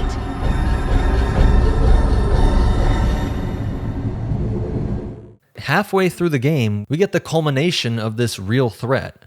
It's hard to remember how little we knew back then, but this is the very first time you would have heard the name Forerunner, and that there is some other weapon locked away by these ancient, seemingly lost, seemingly superior third faction. These ancient aliens locked away some horror on this autonomous, artificial ring world, and the Covenant, with their odd religious fascination with this site, are somehow about to unleash that weapon.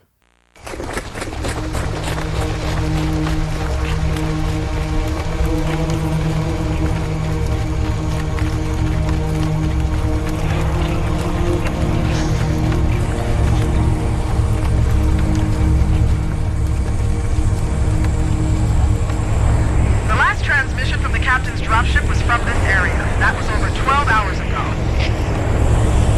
When you locate Captain Keyes, radio in, and I'll come pick you up.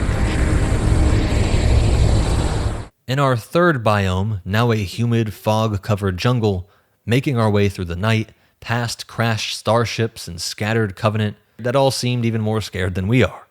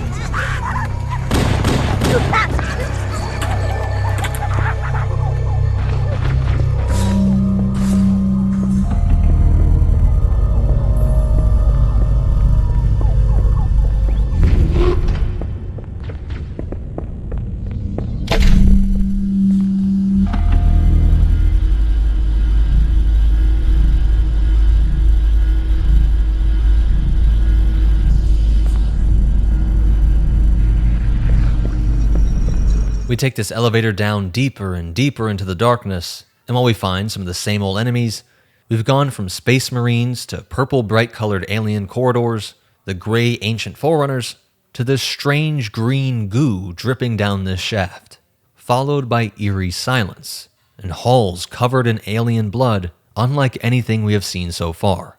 And then we find one of our own. Stay back! Stay back! You're not turning me into one of those things! I'll blow your brains out! Get away from me! Don't touch me! Even parts of the Forerunner tech seem damaged. Fire and scarring of the battle that we again haven't seen yet. Moving deeper, we activate a light bridge and pass by these two symbols, which I was very surprised to not find any explanation for. These are just called the sigils of the control room of Installation 04. Each Halo has a sigil, and this is 04, and in this control area, we see other Halo sigils like Installation 02.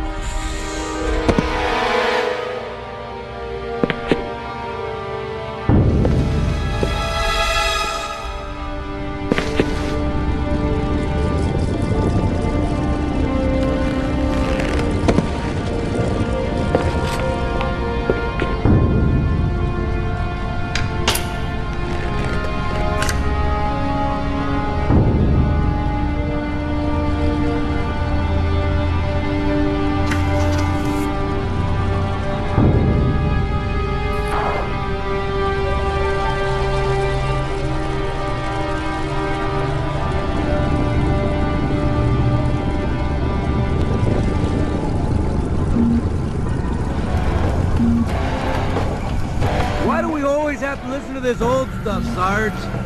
Watch your mouth, son. This stuff is your history. It should remind you grunts what we're fighting to protect. Hey, if the Covenant want to wipe out this particular part of my history, that's fine by me. Yeah, better it than us. You ask them real nice next time you see him, Vicente. I'm sure they'll be happy to oblige. LZ looks clear. I'm bringing us down. Go, go, go!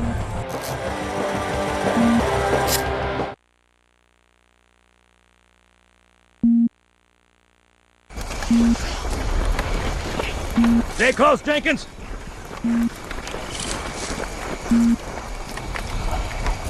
Mendoza, move it up! Wait here for the captain and his squad, then get your ass inside. Sir! Okay, let's move!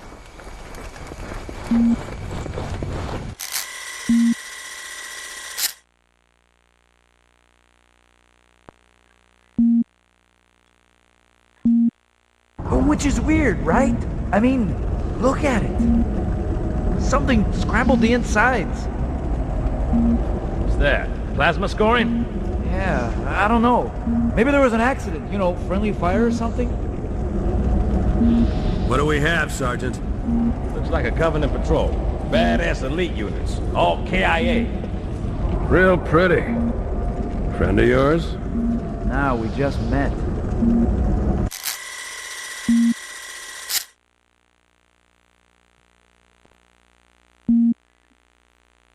Right, well, let's get this door open. I'll try, sir. But it looks like these Covenant worked pretty hard to lock it down. Just do it, son. Yes, sir.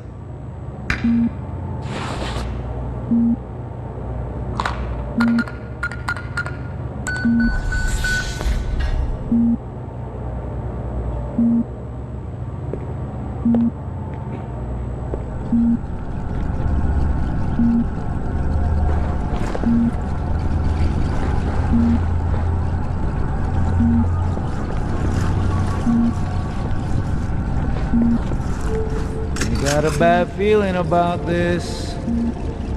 Boy, you always got a bad feeling about something. Sarge, can you hear me? What's going on, soldier? We've got contact! Lots of them! But they're not Covenant! They're just tearing through us! What the... Oh, no! Corporal, do you copy? Over! Mendoza, get your ass back up to second squad's position and find out what the hell is going on. But I don't have time for your lip, soldier. I gave you an order. Sarge! Listen! What is that? Where's that coming from, Mendoza? I don't... There! Mira!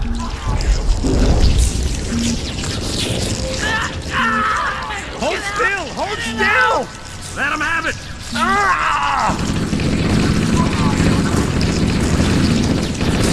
Sergeant, we're surrounded. God damn it, Jenkins! Fire your weapons! There are too many, Sarge! Don't even think about it, Marine.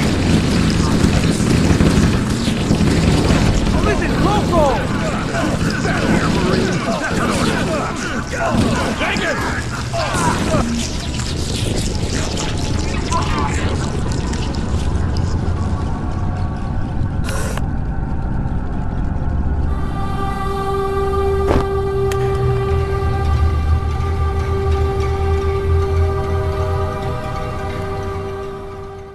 Finally, we meet our last and greatest threat.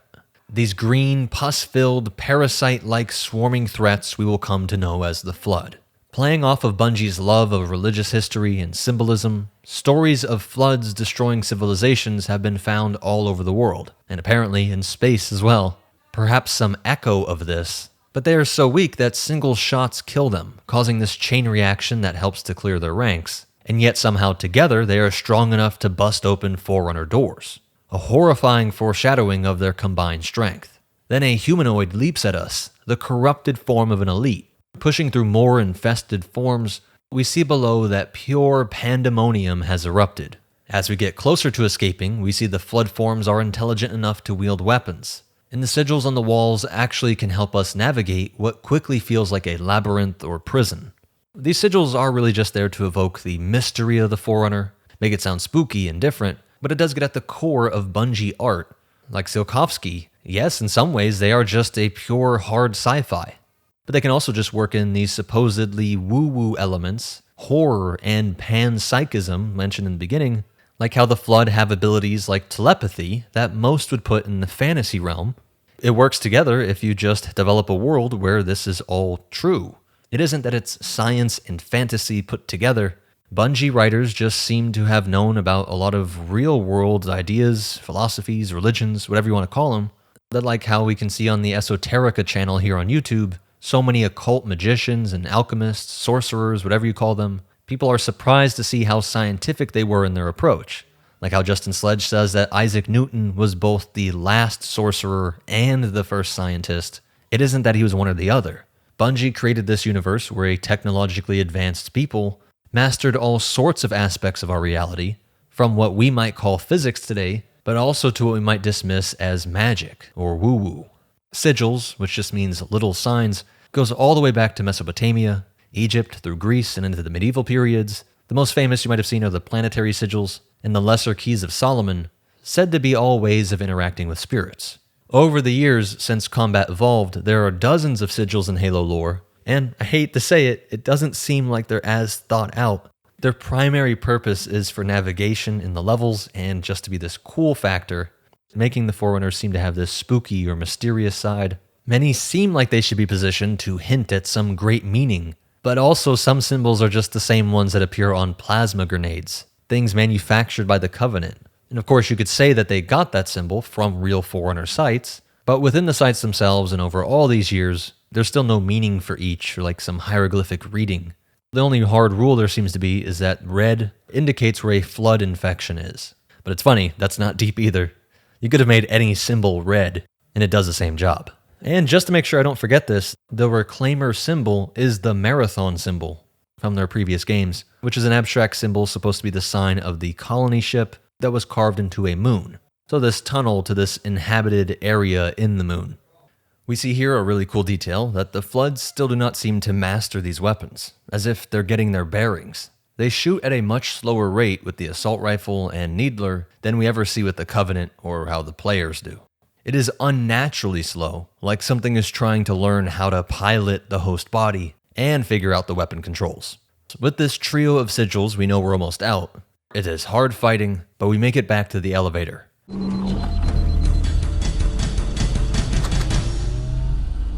is Echo 419. Chief, is that you? I lost your signal when you disappeared inside the structure. What's going on down there? I'm tracking movement all over the place.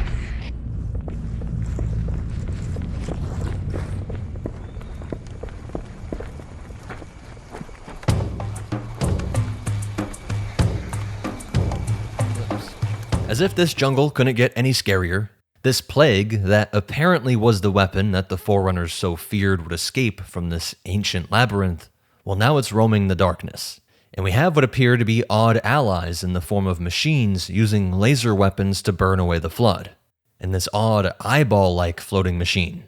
There are all sorts of sentinels that do everything from construction and maintenance to specializing in defense. The eyeball-like monitors, they're like the managers, meant to keep everything functional for eons after the Forerunners remove themselves from the galaxy.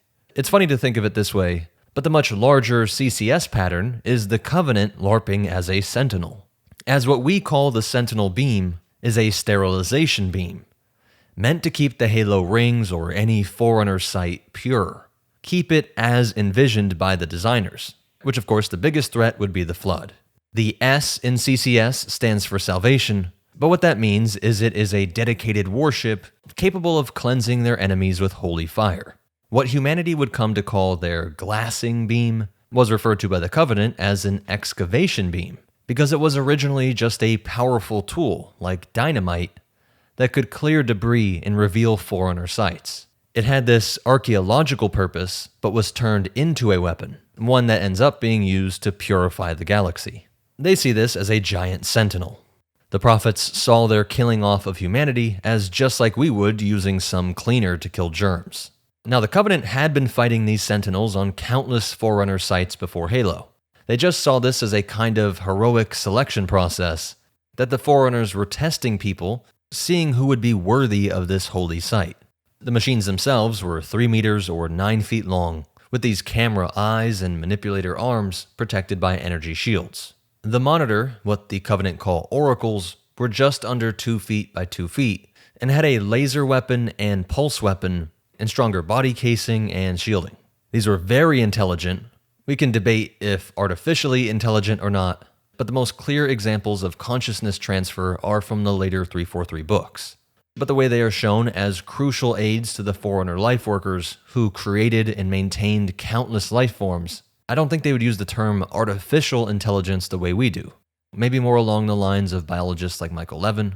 I mentioned his work earlier, which broadly focuses on how supposedly non-intelligent aspects of life still come together for complex shared goals, showing that groups of cells use bioelectric signals, not just genes, to communicate, coordinate insanely complex development, working together from cells up to organs and making a whole body.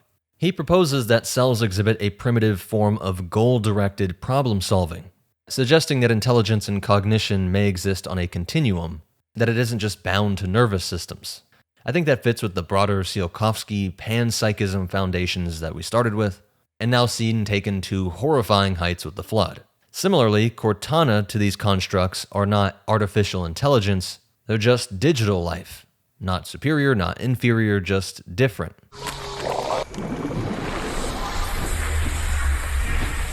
Greetings. I am the monitor of Installation 04. I am 343 Guilty Spark. Someone has released the Flood. My function is to prevent it from leaving this installation, but I require your assistance. Come, this way. Chief, I've lost your signal! Where'd you go? Chief! Chief!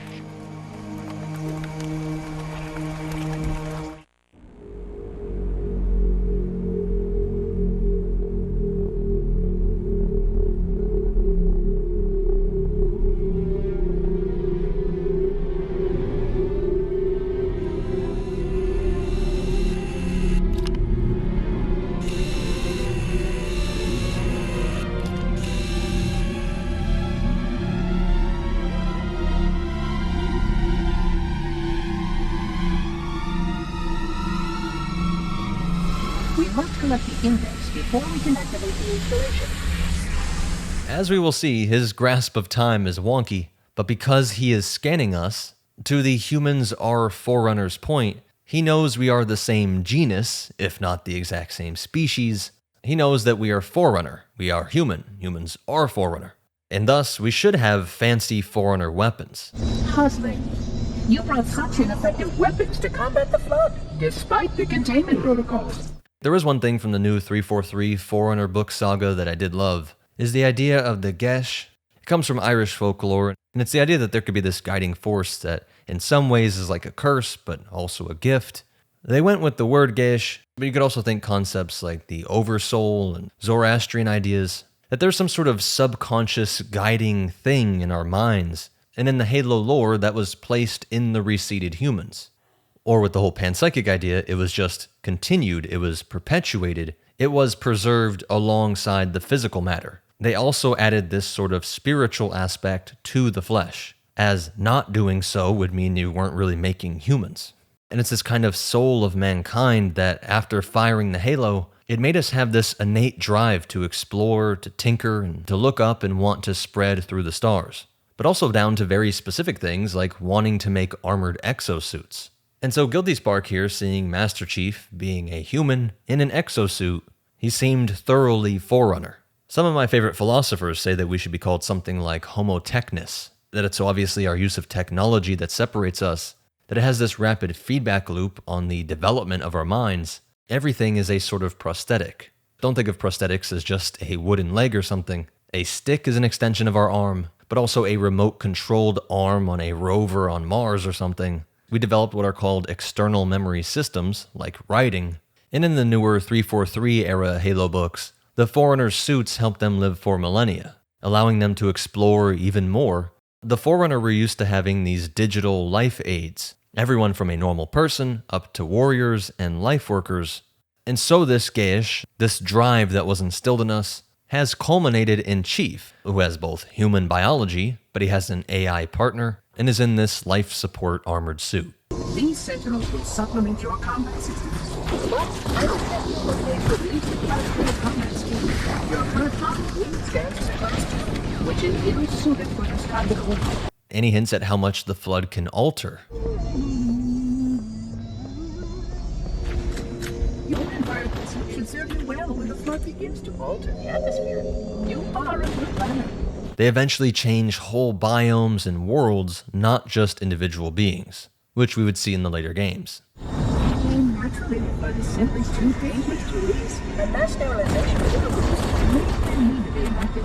Of course, several have after the last catastrophic for study. It seems that decision may have been the word.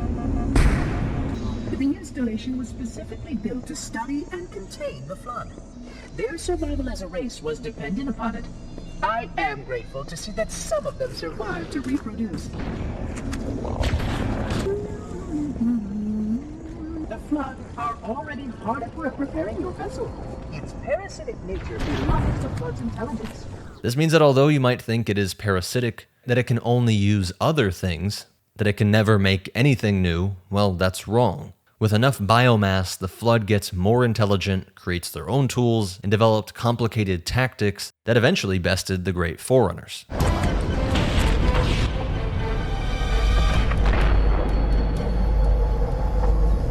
The energy barrier surrounding the index will deactivate when we reach the ground floor.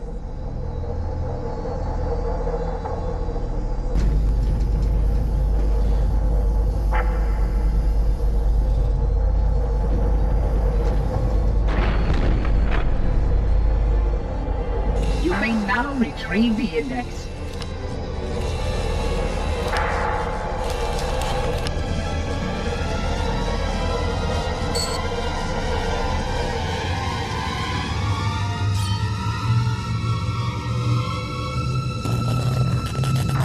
Protocol requires that I take possession of the index for transport. Your organic form renders you vulnerable to infection. The index must not fall into the hands of the Flood before we reach the control room and activate the installation. The Flood is spreading. We must hurry.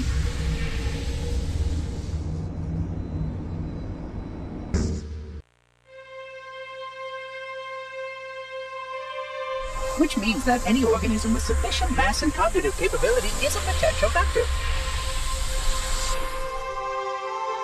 Is something wrong? No, nothing. Splendid, shall we?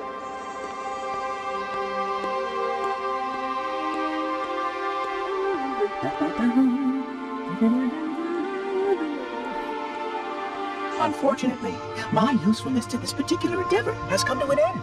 Protocol does not allow units with my classification to perform a task as important as the reunification of the index with the core. That final step is reserved for you, Reclaimer.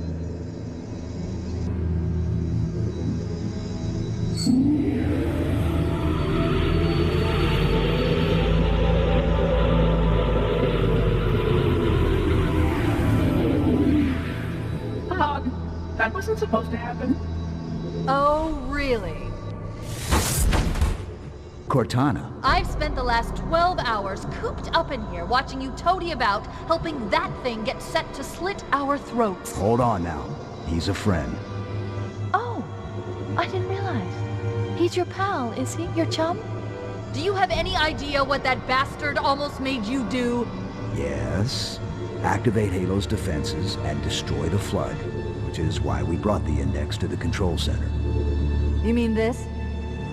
A construct in the core? That is absolutely unacceptable. Sod off! What impertinence! I shall purge you at once. You sure that's a good idea? How dare you? Oh! Do what? I have the index. You can just float and sputter. Enough! The Flood is spreading. If we activate Halo's defenses, we can wipe them out. You have no idea how this ring works, do you? Why the Forerunners built it? Halo doesn't kill Flood. It kills their food. Humans, Covenant, whatever. We're all equally edible. The only way to stop the Flood is to starve them to death. And that's exactly what Halo is designed to do. Wipe the galaxy clean of all sentient life. You don't believe me? Ask him.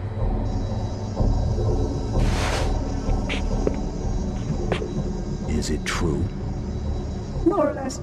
Technically, this installation's pulse has a maximum effective radius of 25,000 light years. But once the others follow suit, this galaxy will be quite devoid of life. Or at least any life with sufficient biomass to sustain the Flood. But you already knew that. I mean, how couldn't you? Left out that little detail, did he? We have followed outbreak containment procedure to the letter. You were with me each step of the way as we managed this crisis. Chief, I'm picking up movement. Why would you hesitate to do what you've already done? We need to go, right now. Last time you asked me, if it were my choice, would I do it? Having had considerable time to ponder your query, my answer has not changed. There is no choice. We must activate the ring. Get us out of here. If you are unwilling to help, I will simply find another. Still, I must have the index. Give your construct to me, or I will be forced to take her from you. That's not going to happen. So be it. Save his head. Dispose of the rest. Look out!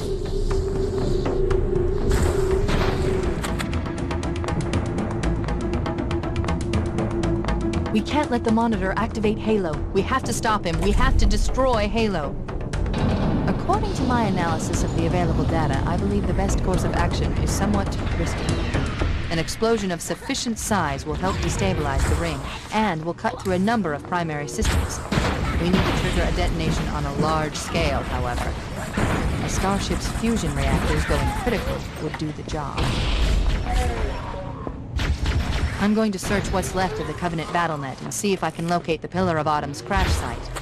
If the ship's fusion reactors are still relatively intact, we can use them to destroy Halo. So really I've already touched on most of this lore drop here, but notice again Guilty Spark doesn't just think we are Forerunner, but he even seems to think that we are the exact same person that activated Halo last time. But now we have to find our way out. The Sentinels are our enemy, and the humming, happy little Monitor is seeking to purge all intelligent life in the galaxy. Though I should note the wording here in the most original framing of how this weapon works, the sufficient biomass. This would include plants, like enormous trees, which cannot be controlled like animals can, and they don't have a nervous system, but they end up just being used as essentially a food source. That's how you get blight lands, and how, like hinted at before, that they can change an entire atmosphere. There would be less oxygen on our world or Halo ring, after the flood had reduced all the forests into these grotesque, sprawling, fungal, pus-like coating that's just pulsing away and drawing out any useful minerals and nutrients. Just like our body even needs things like metals, and how we can convert plant mass into muscle and neurons. Same thing with the flood, just by much odder means. Though to be fair, if we were looking at our stomachs and intestines, if they weren't covered in this nice skin sheath, it might be about as equally horrific. And they plan to buy time. I haven't located the crash site yet, but we need to buy some time, in case the Monitor or his Sentinels find a way to activate Halo's final weapon without the Index. The machinery in these canyons are Halo's primary firing mechanisms. They consist of 3 phase pulse generators that amplify Halo's signal and allow it to fire deep into space. The power levels are enormous. I can't even begin to calculate the pulse's range. So, if we damage or destroy these generators, the Monitor will need to repair them before Halo can be used. That should buy us some time. I'm marking the location of the nearest pulse generator with a nav point. We need to move in and neutralize the device. Now descending back into a snowy cavern, seemingly free of the flood, at least for now. Wait, we should commandeer one of those Banshees. We'll need it to reach the pulse generator in time.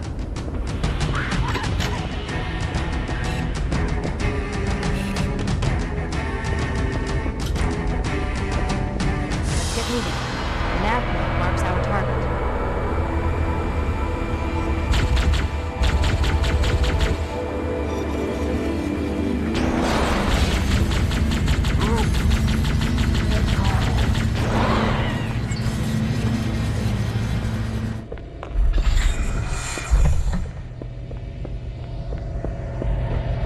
That's the pulse generator. The center core is the signal amplifier. That's what we need to shut down.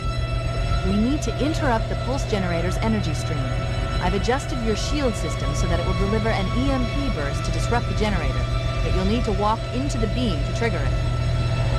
The EMP blast should... Objective accomplished. The pulse generator has overloaded. Scanning. The generator's central core is offline. Well done.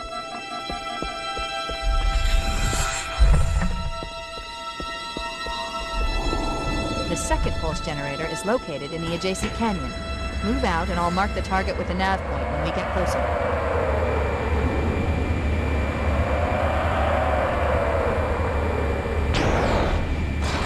It is the standard clear the enemy fare for a while, until we do see that the flood has spread here as well.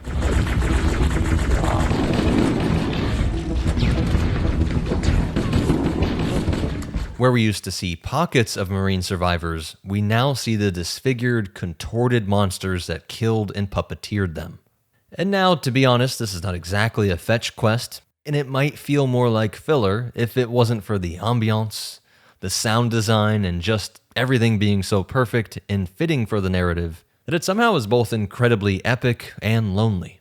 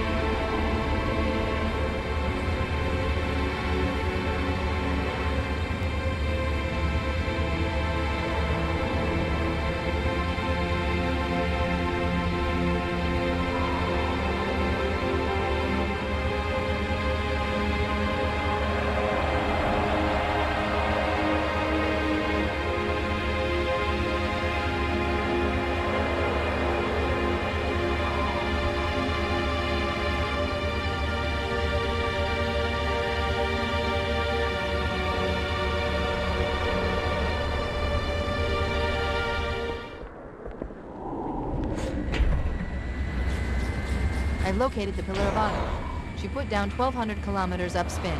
Energy readings show her fusion reactors are still powered up.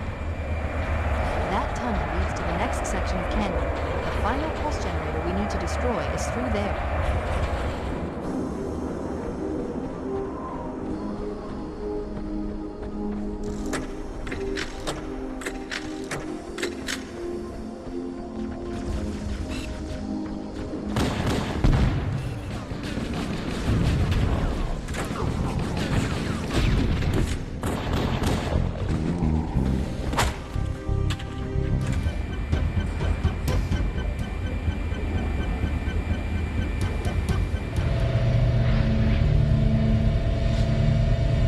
Let's find a ride and get to the captain. No, that'll take too long. You have a better idea? There's a teleportation grid that runs throughout Halo. That's how the monitor moves about so quickly. I learned how to tap into the grid when I was in the control center. Unfortunately, each jump requires a rather consequential expenditure of energy. Something tells me I'm not gonna like this. But I'm pretty sure I can pull it from your suit without permanently damaging your shields. Needless to say, I think we should only try this once. Do it.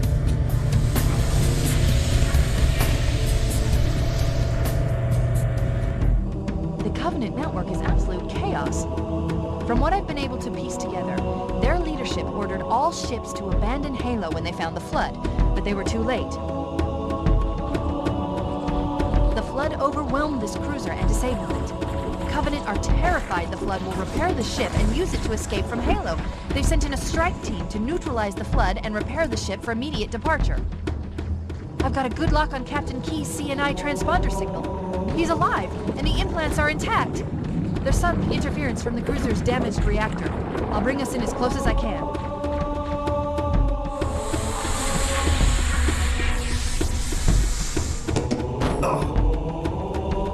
Oh, I see. The coordinate data needs to be... Right. Sorry. We are once again trying to free Keyes from a Covenant cruiser, but this time we aren't the only attackers. We see details like how persistent the Flood are, fighting without arms or weapons, even persisting after chunks are blown off. After the jump and navigating some of the most alien-feeling terrain yet, we again use the gravity lift.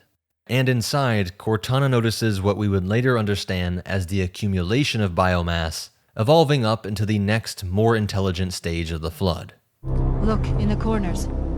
The Flood are gathering bodies here. He's delirious. In pain. We have to find him. Now, I don't know if you're hearing it too, but it sounds more like Cortana wants to get there for her own reasons. Keyes doesn't sound delirious to me at all. He is clearly saying, I gave you an order to pull out, that he doesn't want Chief and Cortana to risk being captured for this, but because he has that chip in his head, we need to get to him so that we have the rights to override the reactors on the Pillar of Autumn in order to destroy Halo. Keyes is unaware of these plans, so we all might agree with Cortana here, but you gotta point out that it's another area where she is not being some honest, open AI that only serves and obeys us. Remember, she altered herself to be a match for Chief, and is just lying here to try and get us to deny a direct order from a superior, because of what she dubs as her having better judgment.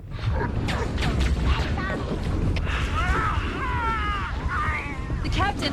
His vitals are fading. Please, Chief, hurry!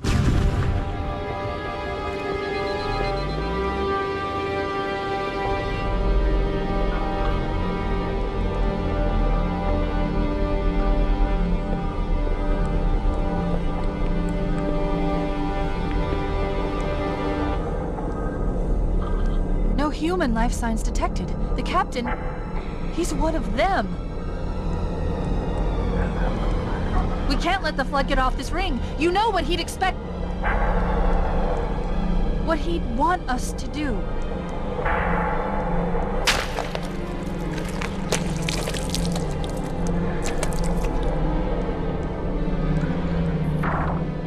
It's done. I have the code. We should go. We need to get back to the Pillar of Autumn. Let's go back to the shuttle bay and find a ride. With this, we'd lose the man that spoke those first words in our experience with this great game, and he would remain as one of the most memorable deaths in the entire franchise. I know I keep harping on this, but even Cortana can do life scans, Monitors and other Forerunner tech can tell us what is and isn't human. Forerunner were human.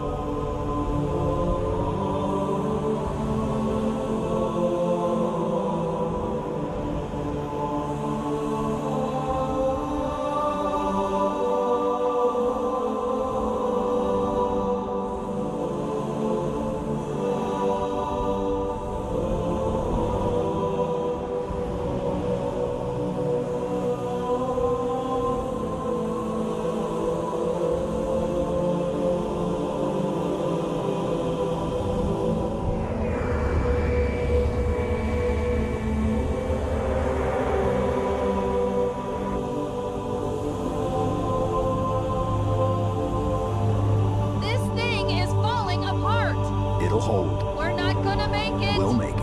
Pull up! Pull up! You did that on purpose, didn't you?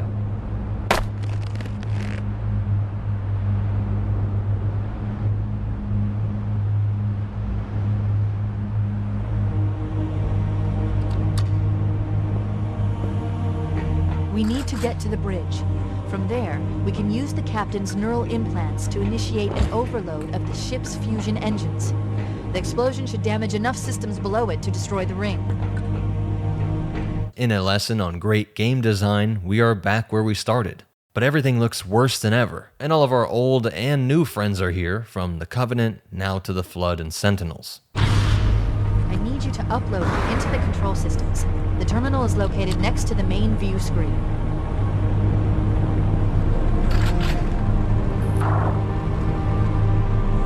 I leave home for a few days and look what happens. This won't take long. There. That should give us enough time to make it to a lifeboat and put some distance between ourselves and Halo before the detonation. I'm afraid that's out of the question, really. Oh, hell. Ridiculous! That you would imbue a warship's AI with such a wealth of knowledge? Weren't you worried it might be captured or destroyed? He's in my data arrays, a local tab. You can't imagine how exciting this is! To have a record of all of our lost time! Human history, is it? Fascinating. A record of all our lost time. Human history, is it?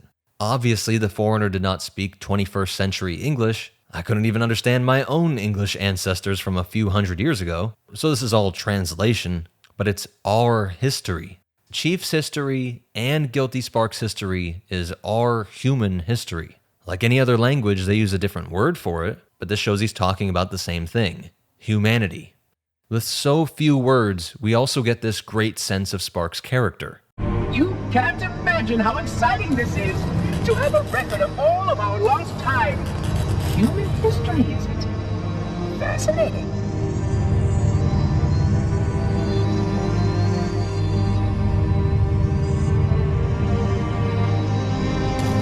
Oh, how I will enjoy every moment of its categorization!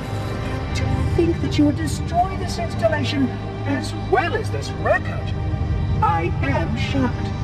Almost too shocked for words. He comes off as losing his mind a bit, but he is an intelligent AI that wants to record information. A voracious mind, like how in 2019, the Arch mission sent a 30 million page library, data from books, all sorts of images, a copy of the entire English Wikipedia. They sent that to the moon as a sort of preservation of human culture. And there's similar projects that want to do something similar with our entire genetic code, like an ark that preserves both life and the culture and history. And all that's just a continuation of the 1977 Voyager Golden Record. It's all playing with a similar idea here, except with Guilty Spark, it is our long-lost ancestor who gets to catch up on lost time. Imagine an AI which can process all of this information at insane speeds, with a truly curious personality to match, The joy of this opportunity after being locked away for eons really does come through in his voice here. Please stop the self-destruct sequence. Why do you continue to fight us, Reclaimer? You cannot win. Give us the construct, and I will endeavor to make your death relatively painless and... At least I still have control over the comm channels. Where is he? I'm detecting taps throughout the ship. Sentinels, most likely. As for the monitor, he's in engineering. He must be trying to take the core offline. Even if I could get the countdown restarted, I don't know what to do. How much firepower would you need to crack one of the engine shields? Not much. A well-placed grenade, perhaps, but why?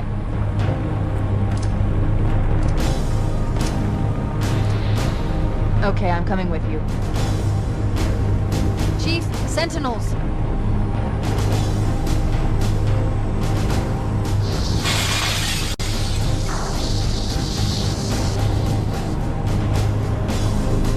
And yes, that is a comically large grenade. Of all the little things I've forgotten over the years, I don't know why I remembered this. But the fight continues through our old ship.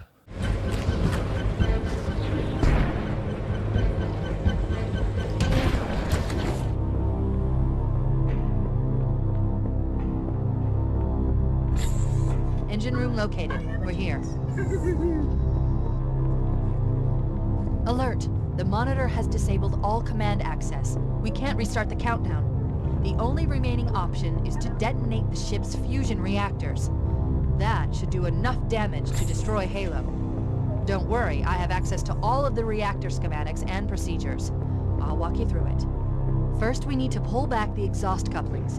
That will expose a shaft that leads to the primary fusion drive core.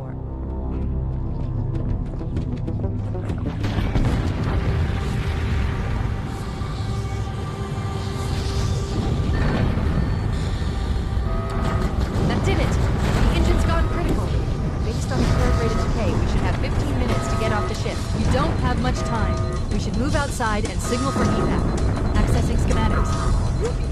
There's a service lift at the top of the engine room. It leads to a Class 7 service corridor that runs along the ship's dorsal structure.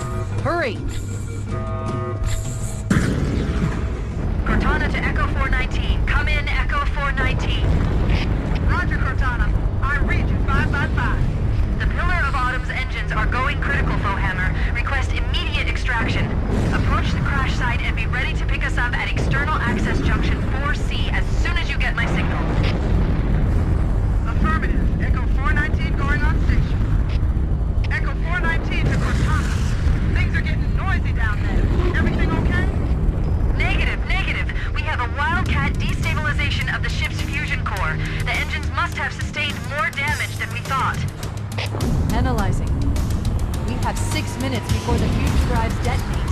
We need to evac now. Activating final countdown. When it reaches 0, the engines will detonate. The explosion will generate a temperature of almost 100 million degrees. Don't leave.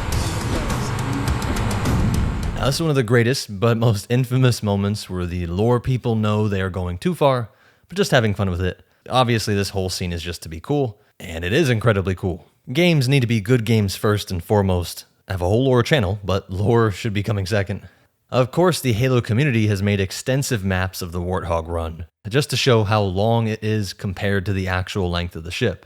It makes no sense, and that's fine. It's still one of the most iconic moments in all of gaming.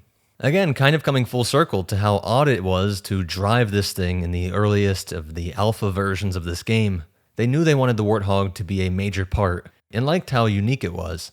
Those bugs or features really add to the panic, and thus great memories are created with this scene. Cortana to Echo 419. 2 Covenant Banshees are approaching on your 6. Evade. Say again, evade. I'm hit. Mayday. Airport customers, shut the hell. I can't hold on. Echo 419! She's gone. Calculating alternate escape route. Ship's inventory shows 1 bomb port fighter is still docked in Launch Bay 7. If we move now, we can make it.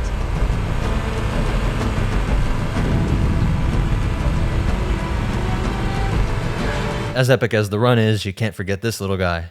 Good thing that food was waiting for me at the starship, because man, if I worked up a big, scratchy thirst. And the leap of faith.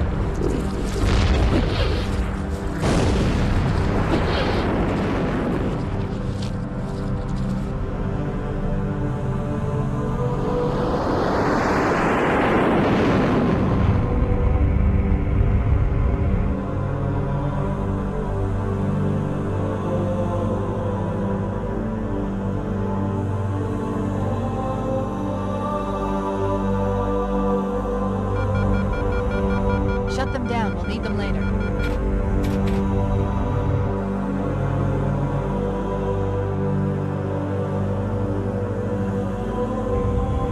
Fancy a look?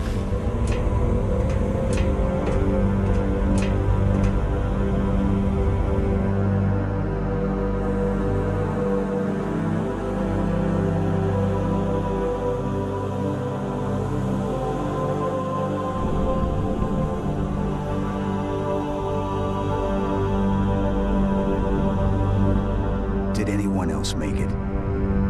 Scanning. Just dust and echoes. We're all that's left. We did what we had to do for Earth. An entire Covenant armada obliterated, and the Flood. We had no choice. Halo, it's finished. No. I think we're just getting started.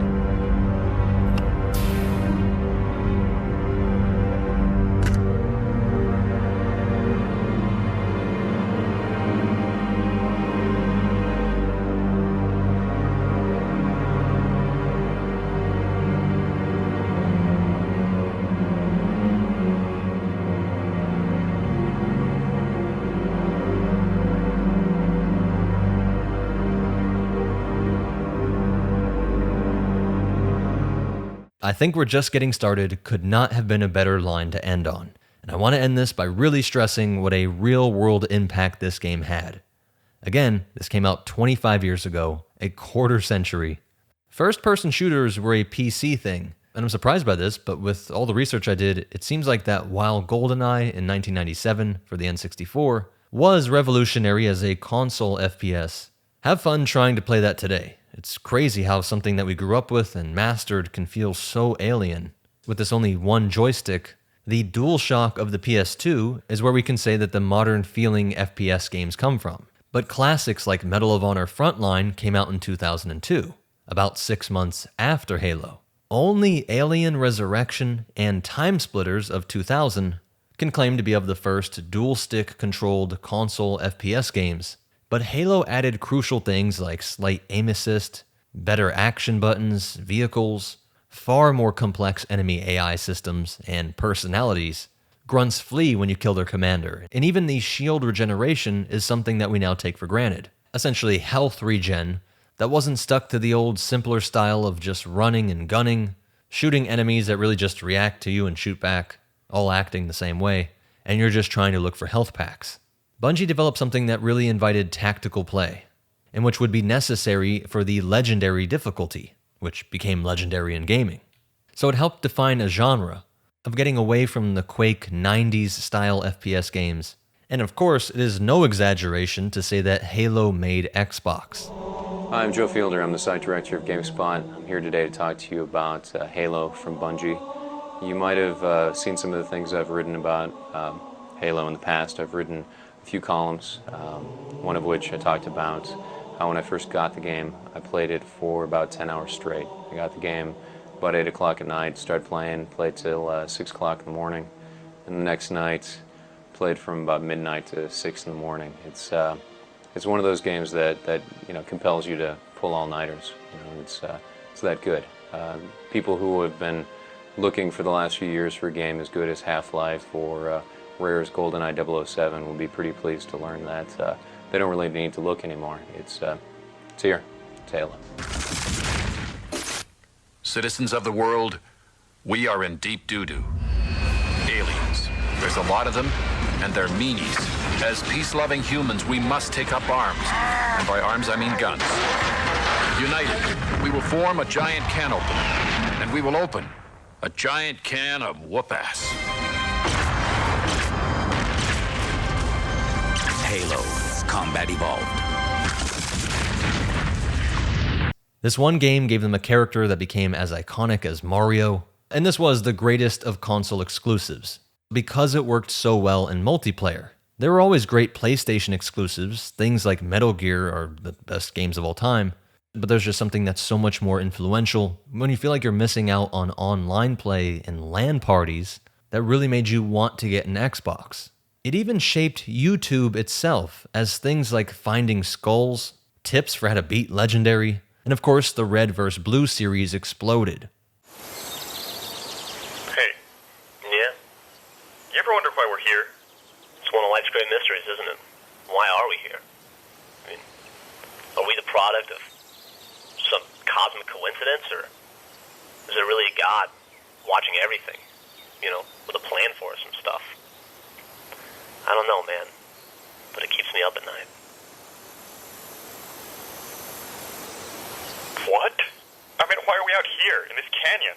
Machinima started with Quake in 1996 with Diary of a Camper. But just like how Halo didn't create the FPS console, it so popularized this that when many people, including myself, think of Machinima, we think of Rooster Teeth and those earliest of YouTube days. It's just so cool. And now after all this, y'all might think fraud alert here, but I actually didn't have an original Xbox. My cousins did, and this might sound weird, but only being able to visit Halo made it so much more mysterious. And I think it was just always multiplayer. The first time I played through the campaign was with a friend of mine on PC, and that didn't come out until 2003. So at the earliest, I was 12, which is perfect Halo age, really. And of course, when Xbox 360 came out in 2005, I vividly remember going back to a Target because it had the red ring of death. Dude, I just fucking bought this goddamn Xbox yesterday, dude. Yeah, 2 days ago. Son of a bitch. Alright, try it. Fuck. You gotta be fucking with me. Damn it! God, motherfucker! Fucking pissing me off. And to end on this kind of sad note, I really do feel bad. The way people complain about older generations fumbling things, I feel like my age group really enjoyed the golden age of creativity, from movies to games. It isn't just nostalgia from us because so many of those things just keep being remade. From The Lion King to Halo. I don't have any clue how to fix this, but I just doubt that when I see my cousins all excited about Fortnite, it just seems more hollow, more corporate. It's just uncool and less unique. Probably the weirdest skin in the last few seasons has been Fabio Sparkle's main, and it's not just because he's a literal unicorn with a six-pack, but a lot of the community think his entire set is a little odd. While there are a ton of people, including me, who love his set and the entire backstory that Epic gave him, we got to have a fun shooter that's linked to so many tech advances, from local multiplayer to Xbox Live and serious graphic improvements, while having that all attached to this deep and truly unique story that makes it work as a modern mythos. We were the Forerunners, and I think we created the Flood. I get we're going to sound like every other generation throughout time saying stuff has fallen off, but I don't know, there's just something so unique about that era.